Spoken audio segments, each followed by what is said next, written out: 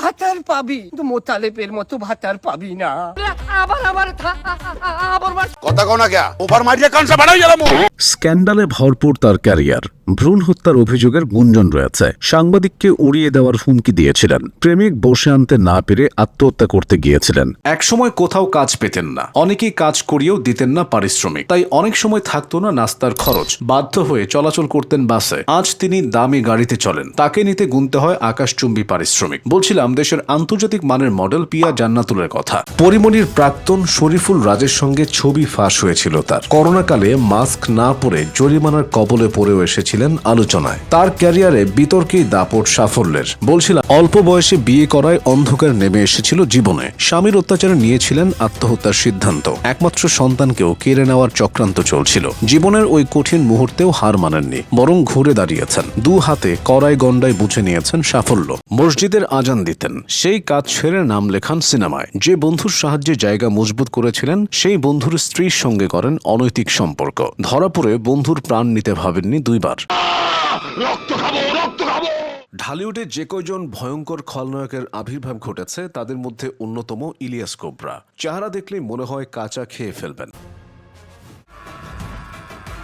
একের পর এক ছক্কা মারছেন শাকিব খান। হ্যাঁ ভাই, ঠিকই শুনেছেন, সাকিব আল হাসানের কথা বলিনি, শাকিব খানের কথাই বলেছে। শাকিব খানকে মেগাস্টার বানিয়েছেন তিনি। সিয়াম আহমেদ, আফরান নিশো তার হাত ধরে হয়েছে নায়ক। তার মাধ্যমে তারকা হয়েছেন শরীফুল রাজ। বলছিলাম জনপ্রিয় পরিচালক রায়হান রাফির কথা।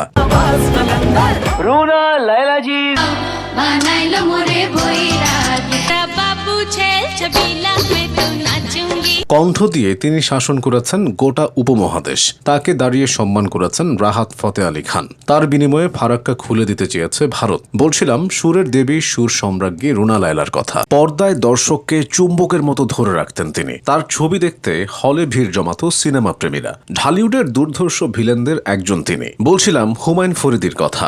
পরিবারের সবাই ডাকতো কামচোরা বলে। মানুষজনকে পড়তে গ্রাম থেকে শহরে পাঠালেও শহর থেকে তাকে পড়তে পাঠানো হয়েছিল গ্রামে। কে জানতো একদিন এই শহরের অলিতে গলিতে তরুণরা বুঁদ হয়ে থাকবে তার নাটকে। গ্রামের আনাচে কানাচে ছড়িয়ে যাবে তার নাম। অভিনয়ের জাদুকর হয়ে উঠবেন তিনি। বলছিলাম জনপ্রিয় অভিনেতা মোশাররফ করিমের কথা। শুরুটা গিটারিস্ট হিসেবে। ক্লাস 7-এ পড়া অবস্থায় সুর করেন ওয়ারফেস ব্যান্ডের গান। তখন কে জানতো তিনি হবেন ব্যান্ডটির পরবর্তী ভোকাল। যদিও বেশি দিন থাকেননি, কেননা যিনি একক শিল্পী হিসেবে 10 দিগন্ত মাতাবেন তার কি গণ্ডিতে বাধা থাকলে চলে। প্রথম অ্যালবাম দিয়ে নেড়েচেড়ে দিয়েছিলেন গোটা দেশ। সিডি ক্যাসেটের সেই দিনগুলোতে সবার মুখে মুখে ফিরছিল না রে না রে না। হ্যাঁ, বালামের কথাই বলছিলাম।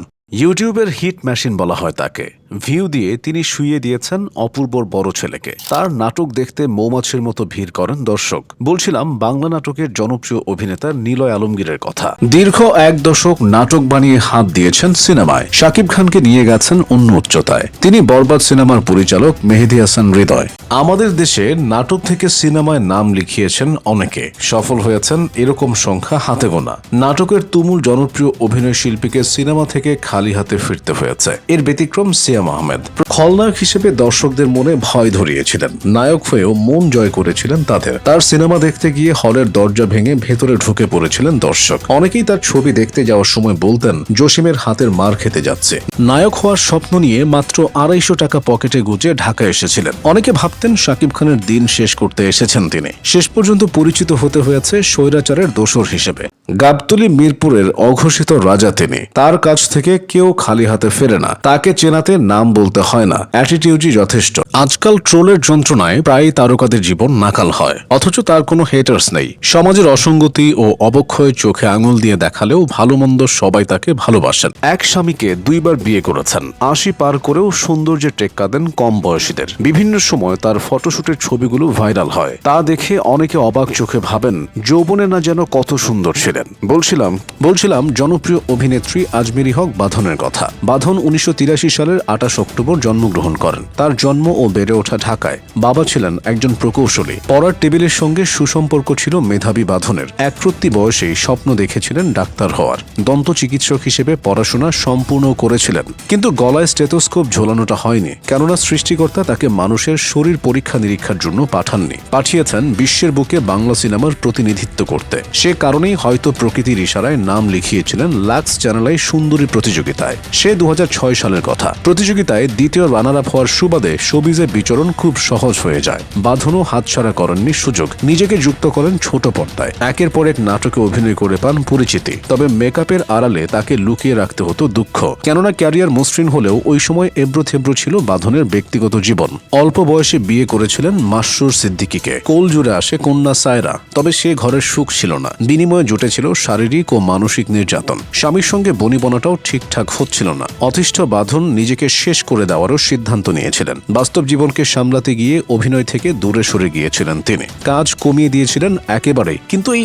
অচল অবস্থাকে সিন্দাবাদের ভূতের মতো চেপে বসতে দেননি। তবে স্বামীর সঙ্গে বিচ্ছেদের পর ঘুরে দাঁড়ানোটা সহজ ছিল না, কেননা স্বামী চেয়েছিলেন একমাত্র কন্যাকে বিদেশ নিয়ে যেতে। অথচ কন্যাকে অবলম্বন করেই একলা পথে নেমেছিলেন বাঁধন। তাই স্বামীর এমন সিদ্ধান্তে আদালতের দ্বারস্থ হন। সন্তানের অভিভাবকত্ব চেয়ে মামলা ঠোকেন। অবশেষে সন্তানের অভিভাবকত্ব পান আদালত থেকে। এবার যেন স্বস্তি মেলে বাঁধনের। ততদিনে ঘুরে দাঁড়ানোর সকল বন্দোবস্ত সম্পন্ন করেছেন। অভিষেকটা যেমন রাজকীয়ভাবে হয়েছিল, দ্বিতীয় ইনিংসেও রাজকীয়ভাবেই ফেরেন এই অভিনেত্রী। শুরুতেই আন্তর্জাতিক পর্যায়ে নিজেকে মেলে ধরেন রেহেনা মারিয়াম নূর ছবির মাধ্যমে বিশ্বের অন্যতম মর্যাদা সম্পন্ন কান চলচ্চিত্র উৎসবে দ্যুতি ছড়ান। চলচ্চিত্রটি আরও পুরস্কার এনে দেয় তাকে। এশিয়া প্যাসিফিক স্ক্রিন অ্যাওয়ার্ডসে সেরা অভিনেত্রীর পুরস্কার পান। এই ছবি দিয়েই জাতীয় চলচ্চিত্র পুরস্কার জেতেন বাঁধন। মূলত তার জয়যাত্রা এখান থেকেই। এরপর যুক্ত হন টলিউড পরিচালক সৃজিত মুখার্জির রবীন্দ্রনাথ এখানে খেতে আসেনি সিরিজে। যখনই বাঁধন হাজির হয়েছেন তখনই গল্পের নায়ক হিসেবে দেখা গেছে তাকে। উদাহরণস্বরূপ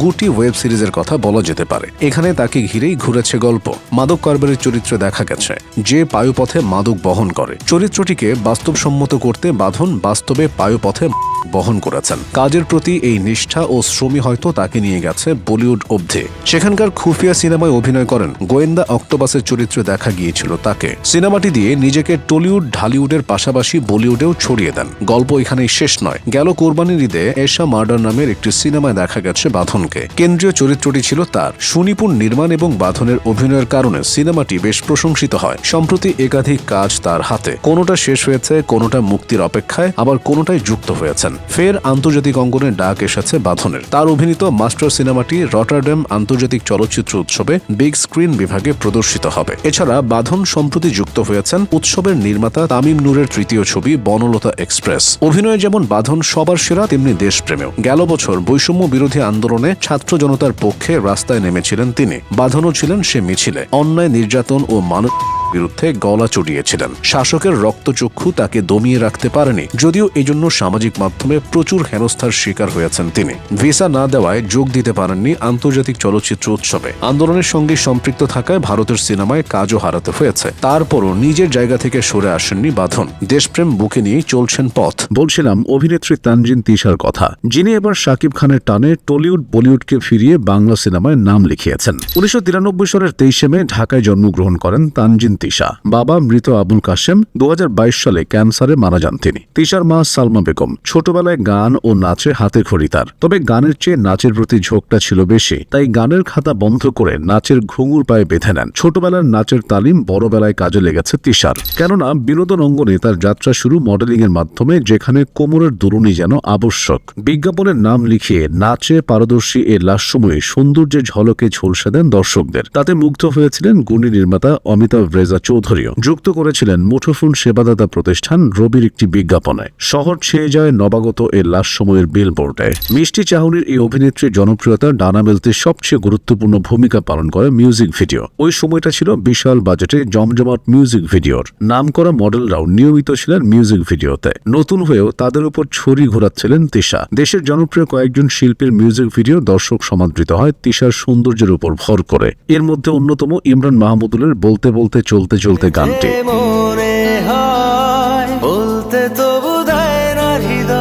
জনপ্রিয় এই গানের ভিডিও রং পেয়েছিল তিশার সৌন্দর্যে। ইমরানের গান আরাম দিয়েছিল শ্রোতাদের কানকে, আর তিশার সৌন্দর্য আরাম দিচ্ছিল চোখ ও হৃদয়কে। ফলে প্রিয় মুখ হতে সময় লাগেনি। মিউজিক ভিডিওতে এতটাই জনপ্রিয়তা পান যে ভক্তরা তাকে নাটকে চাইছিলেন। তাদের সে আশা পূরণে এগিয়ে আসেন রেদওয়ান রনি। ইউটার্ন নামের একটি নাটকে নেন তিশাকে। তারকাবহুল সে নাটকে তিশার সহশিল্পী হিসেবে পেয়েছিলেন সাবিলা নূর সহ অনেককে। মডেলিং এর পর অভিনয়ের পরীক্ষায় পাশ করেন তিশা। ঝুলি ভরেন প্রশংসায়, আর ফিরে তাকাতে হয়নি। তবে তিশা নাটকে ব্যস্ত হয়ে পড়লেও আপত্তি ছিল তার বাবার, কিন্তু মেয়ের এমন জনপ্রিয়তা দেখে আর না করতে পারেননি। ফলস্বরূপ বাবা মায়ের অনুমতি আর দর্শকের ভালোবাসা নিয়ে চলতে থাকেন পথ। একে একে অভিনয় করেন ছোট পর্দার বড় বড় সব তারকার সঙ্গে। আফরান নিশো, মোশাররফ করিম, জাহিদ হাসান কেউই বাদ যাননি। নাটকে তিশার যাত্রা 2015 সালে 1 দশক পার করেছেন এই অঙ্গনে। প্রতিনিয়ত নিজেকে ভেঙেছেন। ধোনির দুলালি থেকে পেপার গার্ল সব চরিত্রে নিজেকে ঝালাই করেছেন। এবার ঝলসে দেবেন বড় পর্দা। বড়ভাবে অভিষেক হচ্ছে তার। সঙ্গে আছেন ঢালিউডের মেগাস্টার শাকিব খান। তিশার সিনেমায় নাম লেখালে বড়ভাবে লেখাবেন এমন লক্ষ্য ছিল তার। শাকিবের হাত ধরে ক্যারিয়ারের হাই ভোল্টেজ লক্ষ্য পূরণের পথে। ঢালিউড ভাইজানের বিপরীতে অভিনয় করতে তিনি ফিরিয়ে দিয়েছেন টলিউড বলিউডকে। কেননা কলকাতার রাবণ খ্যাত নির্মাতা MN রাজের ভালোবাসার মরশুম নামের একটি সিনেমায় অভিনয়ের কথা ছিল তার। সেখানে পর্দা ভাগ করার সুযোগ পেয়েছিলেন বলিউড অভিনেতা শারমিন জোশীর সঙ্গে। কিন্তু শাকিবের টানে বলিউড টলিউড অভিনেতা সব ফেলে ছুটে এসেছেন তিনি। দেখা যাক বড় পর্দায় নিজেকে কতটা মেলে ধরতে পারেন এই অভিনেত্রী। তিশাকে নিয়ে বলতে গেলে তার ব্যক্তিগত জীবন এড়িয়ে যাওয়া যায় না, কেননা তার সিনেমার যে কোনো অংশে কম না স্ক্যান্ডাল ও বিতর্কে ঠাসা। হাবিব ওয়াহিদের সঙ্গে প্রেমের সম্পর্ক ছিল, কিন্তু টেকেনি। এরপর প্রেমিক হিসেবে বেছে নিয়েছেন মিডিয়ার বাইরের মানুষকে, সেখানেও বিচ্ছেদ। পরে ঘুরে ফিরে প্রেমে পড়েন মুশফিক আর ফারহানের, কিন্তু তিশার প্রেমে বিচ্ছেদ যেন চিরন্তন সত্য। ফারহানের সঙ্গে বনিবনা না হওয়ায় এক গাদা ঘুমের ওষুধ খেয়ে নিজেকে শেষ করে দিতে চেয়েছিলেন তিনি,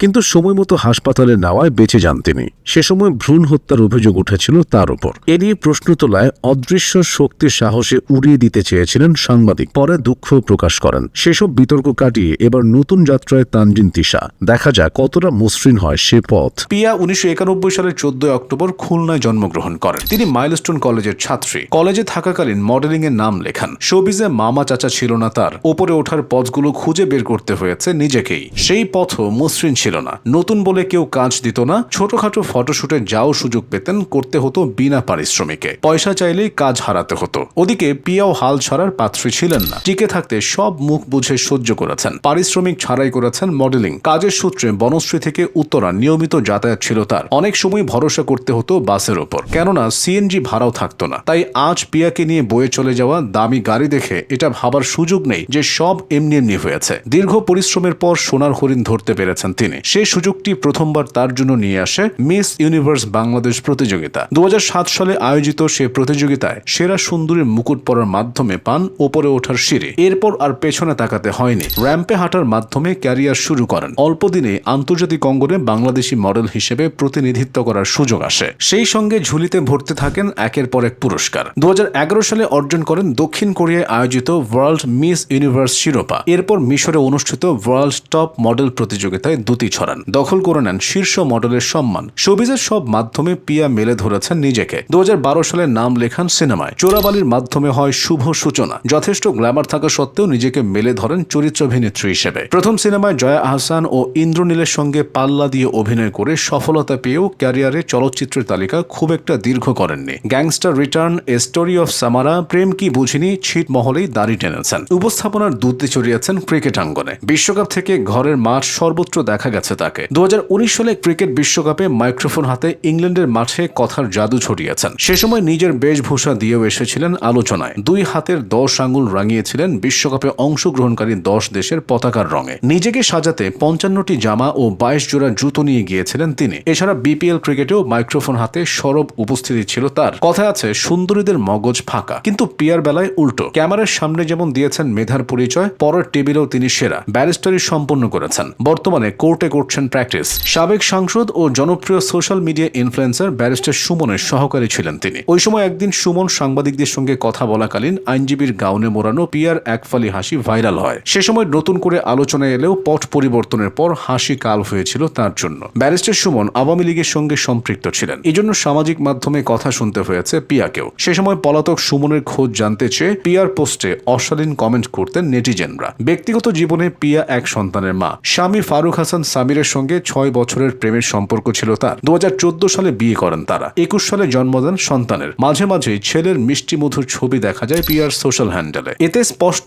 যে দাম্পত্য জীবনে বেশ সুখে আছেন এই মডেল ও অভিনেত্রী। বলছিলাম আইসক্রিম ও হাওয়া খ্যাত অভিনেত্রী নাজিফা তুষির কথা। 1996 সালের 14 অক্টোবর জন্ম নাজিফা তুষির। অভিনয়ের পোকা মাথায় ঢুকেছিল স্কুল বেলায়। স্বপ্ন বাসা বেঁধেছিল অভিনেত্রী হওয়ার। এই পথ সুগম হয় লাক্স চ্যানেলের সুপারস্টার সুন্দরী প্রতিযোগিতার মাধ্যমে। 2014 সালে হাজারো প্রতিযোগীকে হারিয়ে সৌন্দর্য ও মেধার গুণে তৃতীয় হন তুষি। রাজকীয় অভিষেকের পর স্বপ্ন ছোঁয়ার দুয়ার খুলে যায়। তবে তাড়াহুড়ো ছিল না। শুরুতে নাটকের অলিগলি ধরে হেঁটেছেন। সেই গলি পেরিয়ে 2018 সালে নাম লেখান সিনেমায়। রেদওয়ান রনির আইসক্রিম সিনেমায় তার বিপরীতে ছিলেন শরীফুল রাজ। ছবিটির জন্য প্রশংসা জুটেছিল বেশ। অন্য কেউ হলে সেই প্রশংসাকে পুঁজি করে যুক্ত হতেন একের পর এক সিনেমায়। কিন্তু তুষি হাঁটলেন উল্টো পথে।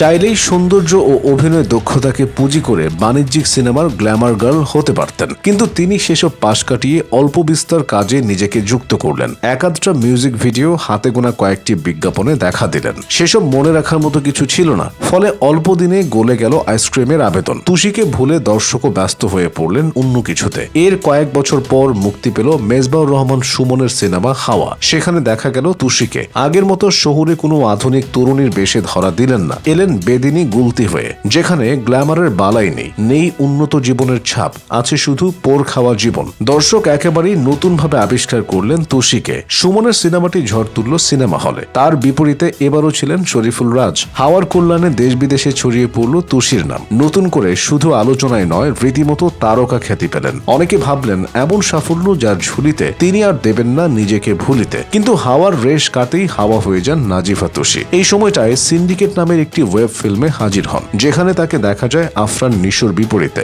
বরাবরের মতো এখানেও মুগ্ধ করেন দর্শকদের। কিন্তু বারবার সফলতা পাওয়ার পরও নিয়মিত হওয়াটা আর হয়ে ওঠেনি তার, না সিনেমায় না ওয়েব কন্টেন্টে। তাই বারবার গণমাধ্যম কর্মীদের প্রশ্ন তাড়া করেছে, কেন নিয়মিত দেখা যায় না তুষিকে। প্রশ্ন জন্মেছে অনুরাগীদেরও। সেসবের উত্তর নিজের মতো করে দিয়েছেন অভিনেত্রী। জানিয়েছিলেন সিনেমার ব্যাপারে ভীষণ এক্সক্লুসিভ তিনি, তাই হাওয়া সিনেমার পর অসংখ্য মুভির প্রস্তাব এলেও সম্মতি দিতে পারেননি, কেননা মন মতো ছিল না সেসব। তুষি ফিরছেন মেজবাউর রহমান সুমনের দ্বিতীয় সিনেমা এবং তার ক্যারিয়ারের তৃতীয় সিনেমা রোদ নিয়ে। এরই মধ্যে ট্রেলারে মুগ্ধতা ছড়িয়েছেন। আগামী IFFR আন্তর্জাতিক চলচ্চিত্র উৎসবে মূল প্রতিযোগিতায় লড়ার আমন্ত্রণ পেয়েছে ছবিটি। সিনেমার বাইরে ওয়েব কন্টেন্টেও মুগ্ধতা ছড়িয়েছেন তুষি। শুরুটা করেছিলেন নেটওয়ার্কের বাইরের মাধ্যমে। মিজানুর রহমান আরিয়ান পরিচালিত এই কন্টেন্টটি লুফে নিয়েছিলেন দর্শক।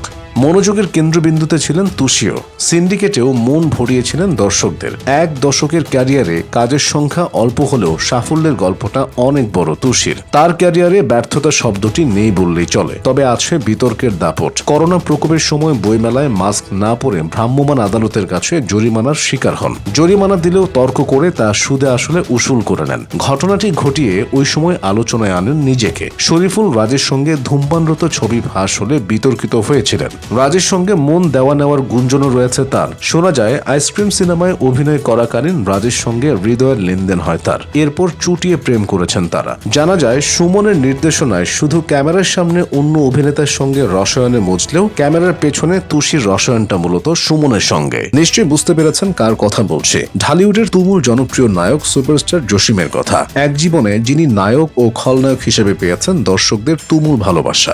আজ গণমানুষের এই নায়কের জীবনের গল্প শুনব। জসিম 1950 সালের 14 আগস্ট ঢাকার নবাবগঞ্জ উপজেলার বক্সনগর গ্রামে জন্মগ্রহণ করেন। তার পুরো নাম আব্দুল খায়ের জসিম উদ্দিন। অল্প বয়স থেকেই তিনি ছিলেন খুবই সাহসী। তাই তো 1971 সালে পাকিস্তানি হানাদার বাহিনীর দ্বারা দেশ আক্রান্ত হলে নিয়েছিলেন অস্ত্র হাতে তুলে। 2 নম্বর সেক্টরে বুক চিতিয়ে করেছিলেন লড়াই। দেশ মাতৃকাকে মুক্ত করে নাম লেখান চলচ্চিত্রে। শত্রু বাহিনীর সামনে যে বীরত্ব দেখিয়েছিলেন, পর্দায়ও সেই বীরত্ব প্রদর্শন করেছিলেন। নিজস্ব ফাইটিং গ্রুপ ছিল তার, যাদের নিয়ে ঢাকায় সিনেমায় অ্যাকশনের প্রচলন আনেন তিনি। 1972 সালে দেবর সিনেমা দিয়ে ঢালিউডে খাতা খোলেন জসিম। শুরুটা ছিল খল অভিনেতা হিসেবে। নেতিবাচক চরিত্র তিনি দুর্দান্ত রকম সফল ছিলেন, যার প্রমাণ দোস্ত দুশমন ছবিটি। এটি ভারতের বিখ্যাত সিনেমা শোলের অনুকরণে তৈরি। জসিম অভিনয় করেন গাব্বার সিং চরিত্রে। তার দুর্দান্ত অভিনয় শোলের গাব্বার সিং এর চেয়ে কোনো অংশে কম ছিল না। ভারতীয় অভিনেতা আমজাদ খান স্বয়ং জসিমের প্রশংসা করেছিলেন। এ সময় রংবাজ নামে আরো একটি সিনেমা করেন, যাতে তার ফাইটিং গ্রুপের অ্যাকশন মন ভরায় দর্শকের, পরিচালকদেরও নজর কাড়ে। তবে যিনি হবেন ঢালিউডের সুপারস্টার, তাকে কি আর নেতিবাচক চরিত্রে অভিনয় করলে চলে?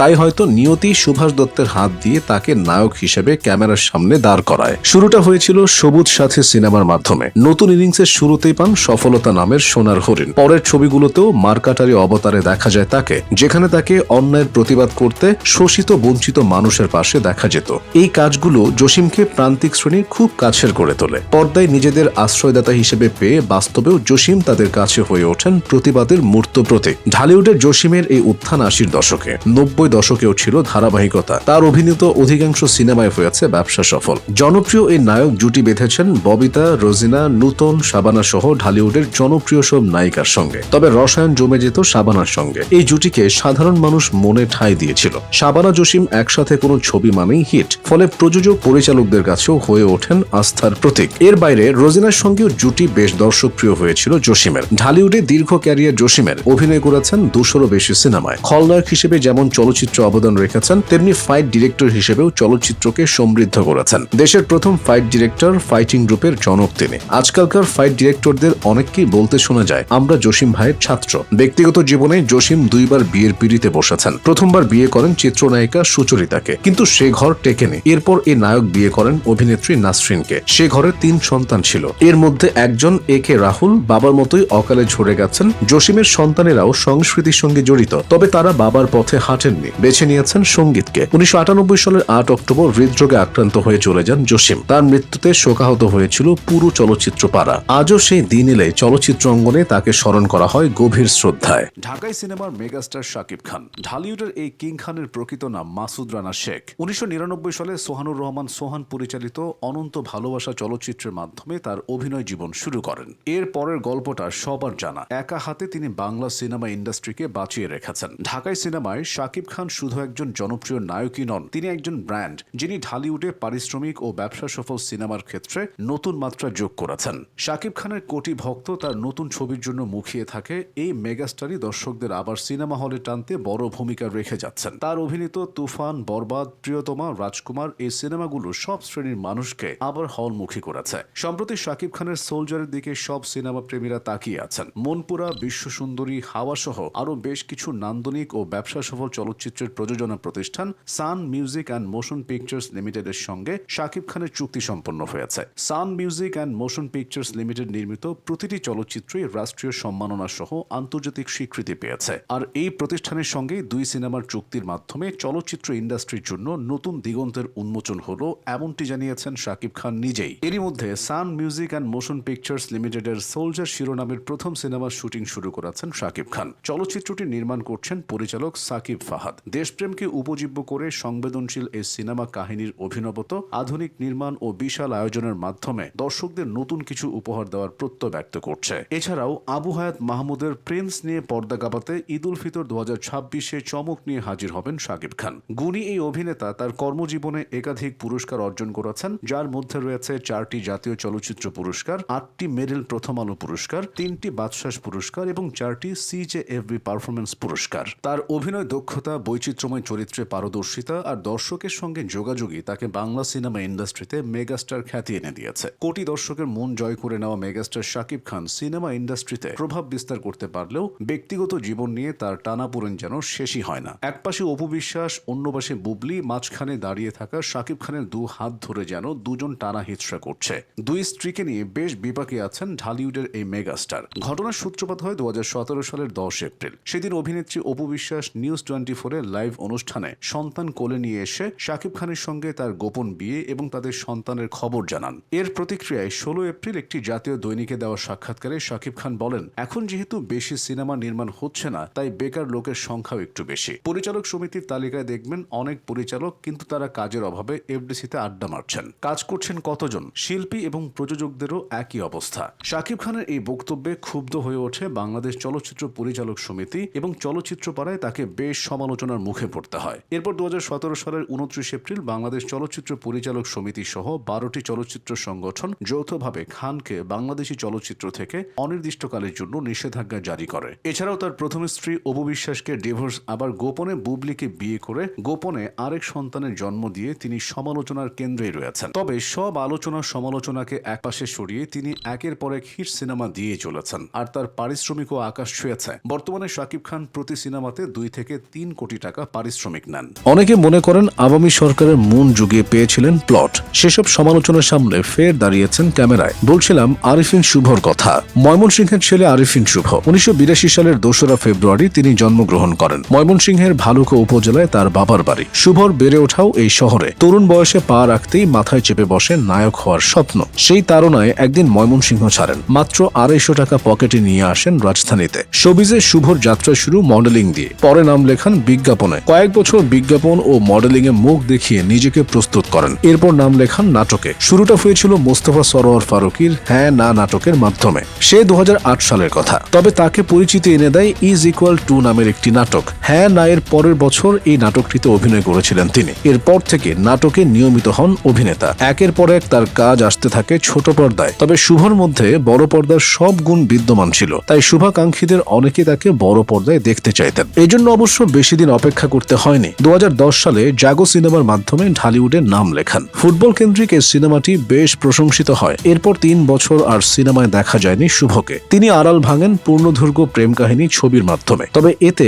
নেতিবাচক চরিত্রে দেখা যায় তাকে। চরিত্রটি বেশ প্রশংসিত হয়। তবে এরপর আর এন্ট্রি হিরোর ক্যারেক্টারে অভিনয় করেননি শুভ। কেননা নায়ক হতে এসেছিলেন তিনি। অগ্নি সিনেমায় পর্দার নায়ক হিসেবে যুক্ত হন। এই ছবিতে তাকে একজন ভাড়াটে খুনি হিসেবে দেখানো হয়। মারকুটে চরিত্রটি বেশ পছন্দ করেছিল দর্শক। এরপর একের পর এক সিনেমায় কাজ শুরু করেন শুভ।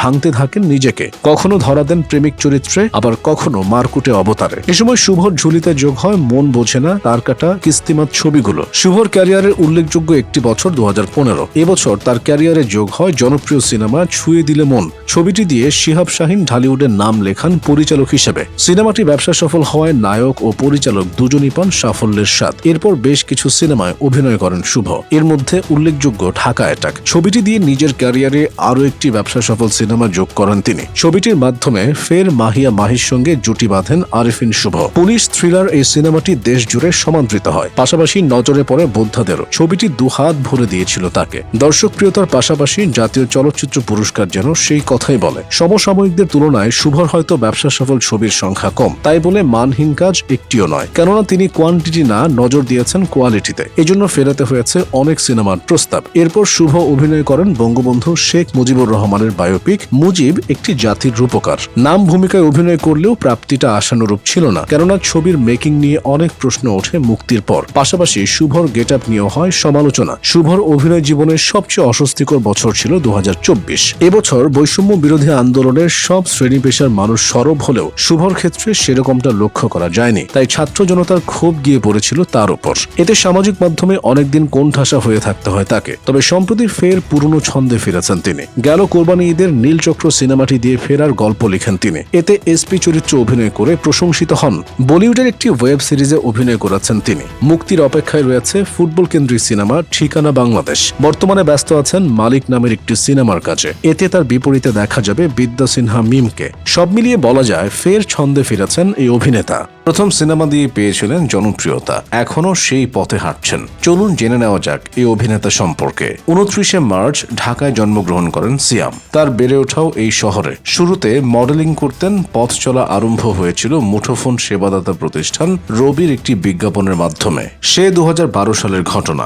ভালো অভিনয় করতে পারতেন, চেহারাও ছিল নায়কোচিত, ফলে নির্মাতাদের নজরে পড়তে সময় লাগেনি। বিজ্ঞাপন থেকে নাটকে শিফট হন তিনি। এই পথ চলা শুরু হয় ভালোবাসা 101 নামের একটি টেলিফিল্মের মাধ্যমে। প্রথম কাজ দিয়েই হন প্রশংসিত, ফলে ব্যস্ততার ভিড়ভাট্টা বাড়তে সময় লাগেনি। অল্প দিনেই একের পর এক নাটকে মুখ দেখিয়ে হয়ে ওঠেন সবার প্রিয়। ওই সময় অভিনয়ের পাশাপাশি উপস্থাপনায়ও দেখা গেছে সিয়ামকে। সেখানেও ছিলেন অনবদ্য, কিন্তু এতে সন্তুষ্ট ছিলেন না সিয়াম। সাফল্যের বিস্তৃতি আরো বাড়াতে নাম লেখান সিনেমায়। অভিষেকটা সম্ভ্রান্ত ছিল তার। দেশের অন্যতম প্রযোজনা সংস্থা জাজের হাত ধরে ঢালিউডের নাম লিখিয়েছিলেন। এই যাত্রার শুরুতে পেয়েছিলেন হল ভর্তি মানুষের হাততালি ও উল্লাস। এটি তাকে 2018 সালে এনে দিয়েছিল জাজের অন্যতম ব্যবসা সফল ছবি পোরামনের সিকুয়েল পোরামন 2। এই সিনেমা দিয়ে নায়িকা হিসেবে নাম লেখান পূজা চেরি। পর্দায় সুজন হয়ে দর্শকের মন ভরিয়েছিলেন সিয়াম। ফলে ক্যারিয়ারের শুরুতেই ঝুলিতে আসে সুপারহিট সিনেমা। পথ চলাটা হয়ে ওঠে মসৃণ। এই সফলতা আরো দীর্ঘায়িত করে পরবর্তী সিনেমা দহন। তৎকালীন রাজনৈতিক প্রেক্ষাপটের উপর এটিও নির্মাণ করেছিলেন পোরামন 2 এর পরিচালক রায়হান রাফি। দুটি সিনেমা দিয়ে সিয়াম, পূজা আফরোজা রাফি জানান দেন এবার হবে নতুনের জয়গান। প্রথম সিনেমা দিয়ে মেরিল প্রথম আলো পুরস্কার জেতা সিয়াম দহন দিয়ে বেশ প্রশংসিত হন। পাশাপাশি ব্যবসা সফল হয় ছবিটি। ক্যারিয়ারের শুরু থেকেই বাণিজ্যিক সিনেমার পাশাপাশি বিকল্প ধারার সিনেমায় অভিনয় করেন সিয়াম। এর অন্যতম উদাহরণ ফাগুন হাওয়া। এটি ভাষা আন্দোলনের উপর নির্মিত। প্রথম সিনেমা দিয়ে বাজিমাত করা সিয়ামের রাষ্ট্রীয় স্বীকৃতির দেখা পেতেও খুব একটা সময় লাগেনি। ক্যারিয়ারের চতুর্থ সিনেমা বিশ্ব সুন্দরী তার ঝুলিতে এনে দেয় জাতীয় চলচ্চিত্র পুরস্কার। সব মিলিয়ে ফুলে ফুলে ভরে ওঠে তার ক্যারিয়ার। এরপর আরও বেশ কিছু সিনেমায় অভিনয় করেন সিয়াম। এর মধ্যে রয়েছে পাপ পুণ্য, মৃধা বনাম মৃধা, শান, অন্তর্জাল। তবে ছবিগুলো সিয়ামের ক্যারিয়ারের জন্য খুব একটা সহযোগী ভূমিকা পালন করতে পারেনি, কেননা বোদ্ধাদের প্রশংসা পেলেও সিনেমা হলে খুব একটা জ্বলে উঠতে পারেনি। ফলে সংশয়ে পড়ে যায় সিয়ামের ক্যারিয়ার। অনেকেই ভেবেছিলেন হয়তো ঢালিউড থেকে হারিয়ে গেলেন এই অভিনেতা। যদিও এরই মধ্যে ওটিটির মাধ্যমে সাফল্যের দেখা পান সিয়াম। মিজানুর রহমান আরিয়ানের পুনর্মিলন ওয়েব ফিল্ম দিয়ে দর্শকদের মন ভরান, কিন্তু বড় পর্দায় তখনও নিভু নিভু তিনি। এই অচল অবস্থা থেকে অভিনেতাকে মুক্তি দেয় জঙ্গলি। গেল রোজার ঈদে ছবিটি ধুমধুমার ব্যবসা করে, যা ঢাকায় সিনেমায় হারানোর জমি উদ্ধার করতে সাহায্য করে তাকে। পরের ঈদে শাকিব খানের তাণ্ডবে ক্যামিও করতে দেখা যায় সিয়ামকে। এক চোখের আরমান মনসুর হয়ে দর্শকদের জাস্ট জমিয়ে দেন। অনেকে তার এই চরিত্র নিয়ে আলাদা করে সিনেমা নির্মাণের অনুরোধ করেন রায়হান রাফিকে। পরপর দুই ছবিতে জঙ্গলি ও আরমান মনসুর হয়ে সিয়ামের ক্যারিয়ার যখন আবার সুস্বাস্থ্যের অধিকারী, ঠিক তখন তিনি এক হয়েছেন বরবাদের পরিচালক মেহেদী হাসান হৃদয়ের সঙ্গে। জঙ্গলির পর আসছেন রাক্ষস হয়ে, সঙ্গে আছেন টলিউডের অভিনেত্রী সুস্মিতা চ্যাটার্জি। এরই মধ্যে ছবির ফার্স্ট লুক প্রকাশ পেয়েছে, প্রশংসিত হয়েছে তা। সব মিলিয়ে বলা যায় ক্যারিয়ারের সুসময় পার করছেন সিয়াম আহমেদ। বলছিলাম কিংবদন্তি অভিনেত্রী দিলারা জামানের কথা। 1943 সালের 19 জুন বর্ধমান জেলায় জন্মগ্রহণ করেন দিলারা জামান। এটি তৎকালীন ব্রিটিশ ভারতের বেঙ্গল প্রেসিডেন্সির জেলা হিসেবে থাকলেও বর্তমানে পশ্চিমবঙ্গের অন্তর্গত। জন্মের কিছুদিন পর বাবা রফিকুদ্দিন আহমেদ এবং মাতার নাম সিতারা বেগমের হাত ধরে বর্ধমানের পাঠ চুকিয়ে আসানসোলে থিত হন তিনি। ভারত ভাগের আগ পর্যন্ত সেখানেই ছিলেন। পরে 1947 সালে আসানসোল ছেড়ে সপরিবারে বাংলাদেশের যশোর জেলায় চলে আসেন। তবে তার বেড়ে ওঠা ঢাকায়। তিনি ঢাকার বাংলাবাজার সরকারি বালিকা উচ্চ বিদ্যালয়ে পড়াশোনা করেন। পরে ইডেন কলেজ থেকে শিক্ষা জীবন সম্পন্ন করেন। অভিনয় দিয়ে নাম করলেও দিলারা জামানের হওয়ার কথা ছিল নৃত্যশিল্পী, কেননা তার মা ছিলেন সিনেমার পোকা। বলিউডের মীনা কুমারী, মধুবালাদের নাচ দেখতে দেখতে ভাবতেন একদিন তার মেয়েও এরকম ঝড় তুলবেন। ওই লক্ষ্য থেকে মেয়ের পায়ে বেঁধে দিয়েছিলেন নাচের ঘুঙুর। শখের বেনারসি কেটে মেয়েকে বানিয়ে দিয়েছিলেন নাচের পোশাক, কিন্তু সে ঘুঙুর বাজেনে বাধা হয়ে দাঁড়িয়েছিল তৎকালীন রক্ষণশীল সমাজ। সম্ভ্রান্ত পরিবারের মেয়ে নাচবে তা কেউ সমর্থন করেনি। নাচ শেখাতে না পারলেও মেয়ের কণ্ঠে গান তুলে দিয়েছিলেন দিলারার মা, রেখে দিয়েছিলেন ওস্তাদ। কিন্তু সারেগামায় মন বসেনি দিলারার নিজেরই। তার মন বসেছিল অভিনয়ে। ক্লাস 7-এ থাকতে প্রথম মঞ্চে দাঁড়ান। স্কুলের বিদায় অনুষ্ঠানে রবি ঠাকুরের ছুটি নাটক মঞ্চস্থ হয়েছিল। সেখানে তিনি অভিনয় করেছিলেন ফটিকের মামির চরিত্রে। নাটক শেষে মেকআপ না তুলেই বাড়ি চলে গিয়েছিলেন, তবে খুশিতে না, মানুষজনকে ভয় দেখানোর উদ্দেশ্যে। দিলারা জামানের অভিনয় প্রতিভা ফুলের মতো পাপড়ি মেলে ইডেন কলেজে ভর্তির পর থেকে। সে সময় নিয়মিত মঞ্চ, রেডিওতে নাটক করতেন তিনি। অভিনেত্রী হিসেবে দর্শকের হৃদয় শাসন করলেও দিলারা জামানের কর্মজীবন শুরু হয়েছিল শিক্ষকতার মাধ্যমে। তিনি শাহিন স্কুলে শিক্ষকতা করতেন, তবে অভিনয় থেকে কখনো মুখ ফেরাননি। তার অভিনীত প্রথম ধারাবাহিক নাটক সকাল সন্ধ্যা। তবে টিভিতে তার অভিষেক হয়েছিল 1966 সালে ত্রিধরা নামের একটি একক নাটকের মাধ্যমে। সেই যে উঠেছিলেন নাটকের প্ল্যাটফর্মে, কেটে গেছে 60 বছর। আজও ব্যস্ততা কাটেনি দিলারা জামানের, বরং মায়ের ও দাদির চরিত্রগুলো এতটাই আপন করে নিয়েছেন যে দর্শকের কাছে হয়ে উঠেছেন মাতৃমূর্তি। সিনেমায় অভিনয় করেছেন এই অভিনেত্রী। 1993 সালে মোর্শেদুল ইসলামের খুদে সিনেমা চাকা দিয়ে শুরু। এরপর আগুনের পরশমণি সহ বিভিন্ন সিনেমায় দেখা গেছে তাকে। দিলারা জামানের ব্যক্তিগত জীবনও সিনেমার মতোই। কলেজে থাকাকালীন প্রেম করতেন কথা সাহিত্যিক ফখরুজ্জামানের সঙ্গে। বিষয়টি জানাজানি হলে বন্ধ হয়ে যায় অভিনেত্রীর পড়ালেখা। ঘরবন্দি অবস্থায় ছোট ভাইকে দিয়ে পত্র পাঠান প্রেমিকের কাছে।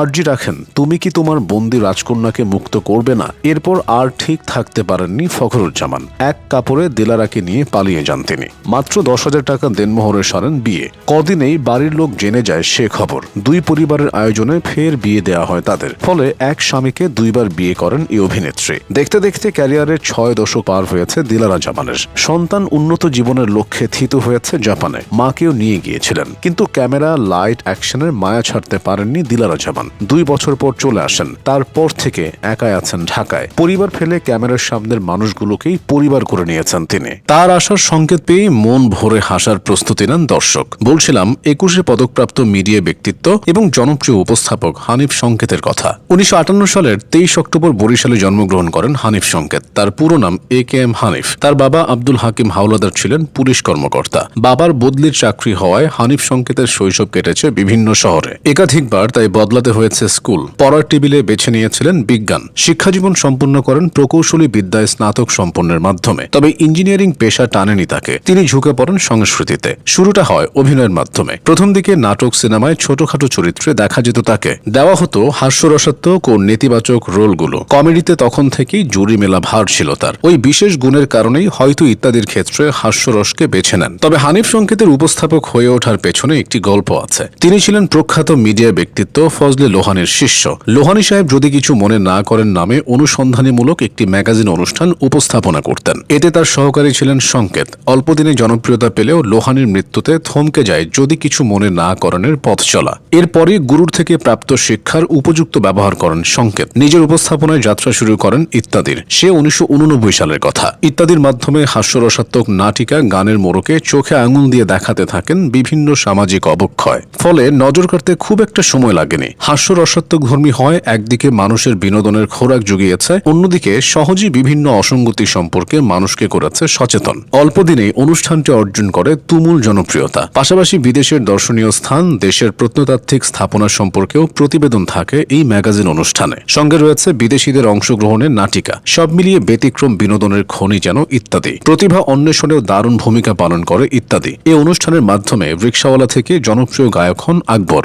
বাবা খালিদ হাসান মিলুর হাত ধরে হানিফ সংকেতের ইত্যাদিতে গান গেয়ে দেশ জুড়ে পরিচিতি পান প্রতীক হাসান। ইত্যাদির মাধ্যমে হাটে মাঠে ঘাটে গান, বাউল গান গেয়ে চলা কণ্ঠশিল্পী মমতাজ প্রথমবার সব শ্রেণীর দর্শকের সামনে আসেন। এই অনুষ্ঠানের প্রথম গায়ক হিসেবে দেখা গিয়েছিল পান্থ কানাইকে। ইত্যাদির মাধ্যমে হানিফ সংকেত আমাদের চিনিয়েছেন মানুষকে বই পড়াতে শেখানো সাদা মনের মানুষ পলান সরকারকে। দেশের আনাচে কানাচে থাকা এরকম মহৎ কাজের সঙ্গে জড়িত অনেককেই সংকেত সামনে এনেছেন।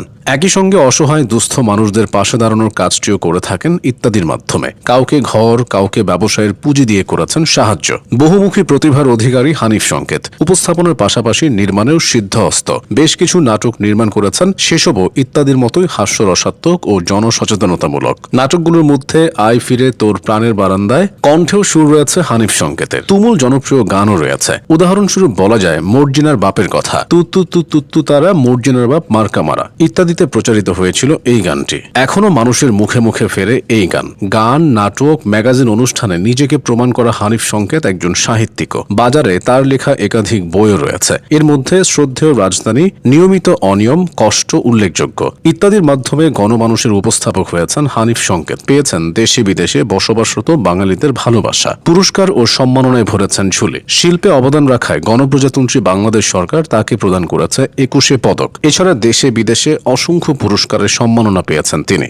বরিশালের সন্তান কাবিলা। তার পুরো নাম নজরুল ইসলাম শামীম। উইকিপিডিয়ার দেওয়া তথ্য অনুযায়ী তার জন্ম 1955 সালে। ছোটবেলা থেকেই কাবিলার স্বপ্ন ছিল একজন ফুটবলার হবেন। সে স্বপ্ন ছুঁয়েও ছিলেন। বড় হয়ে পুরোদস্তুর ফুটবলার হন তিনি। আরামবাগ স্পোর্টিং ক্লাব, ব্রাদার্স ক্লাবের হয়ে খেলতেন। পাশাপাশি বক্সারও ছিলেন। নিতান্তই শখের বসে দাঁড়িয়েছিলেন ক্যামেরার সামনে। কে জানতো এই শখই তার সব হয়ে যাবে। প্রথম সিনেমা করার পর অভিনয়ের প্রেমে পড়ে যান কাবিলা। 1988 সালের কথা। যন্ত্রণা নামক একটি সিনেমায় অভিষেক হয় তার। সেই সঙ্গে নজরুল ইসলাম শামীম থেকে হয়ে যান কাবিলা। এর পেছনে একটি গল্প রয়েছে। সে সময় পরিচালক চাষী নজরুল ইসলাম সহ বেশ কয়েকজন নজরুল ছিলেন চলচ্চিত্রে। আর নজরুলের সংখ্যা বাড়াতে চাচ্ছিলেন না কেউ। তাই পরিচালক কাজী হায়াত শামীম ইসলাম নজরুলের নতুন নাম দেন কাবিলা। প্রথম সিনেমায় ছোট একটি চরিত্র পেয়েছিলেন কাবিলা, কিন্তু মুক্তির পর প্রশংসা পেয়েছিলেন অনেক। চোখ বন্ধ করে পেশা হিসেবে নিয়ে নেন। একের পর এক সিনেমায় অভিনয় করতে থাকেন। অল্প দিনে হয়ে ওঠেন ব্যস্ত। কাবিলার চলচ্চিত্র জীবনকে দুই ভাগে ভাগ করা যায়, যার এক ভাগে তিনি খলনায়ক, অন্য ভাগে কৌতুক শিল্পী।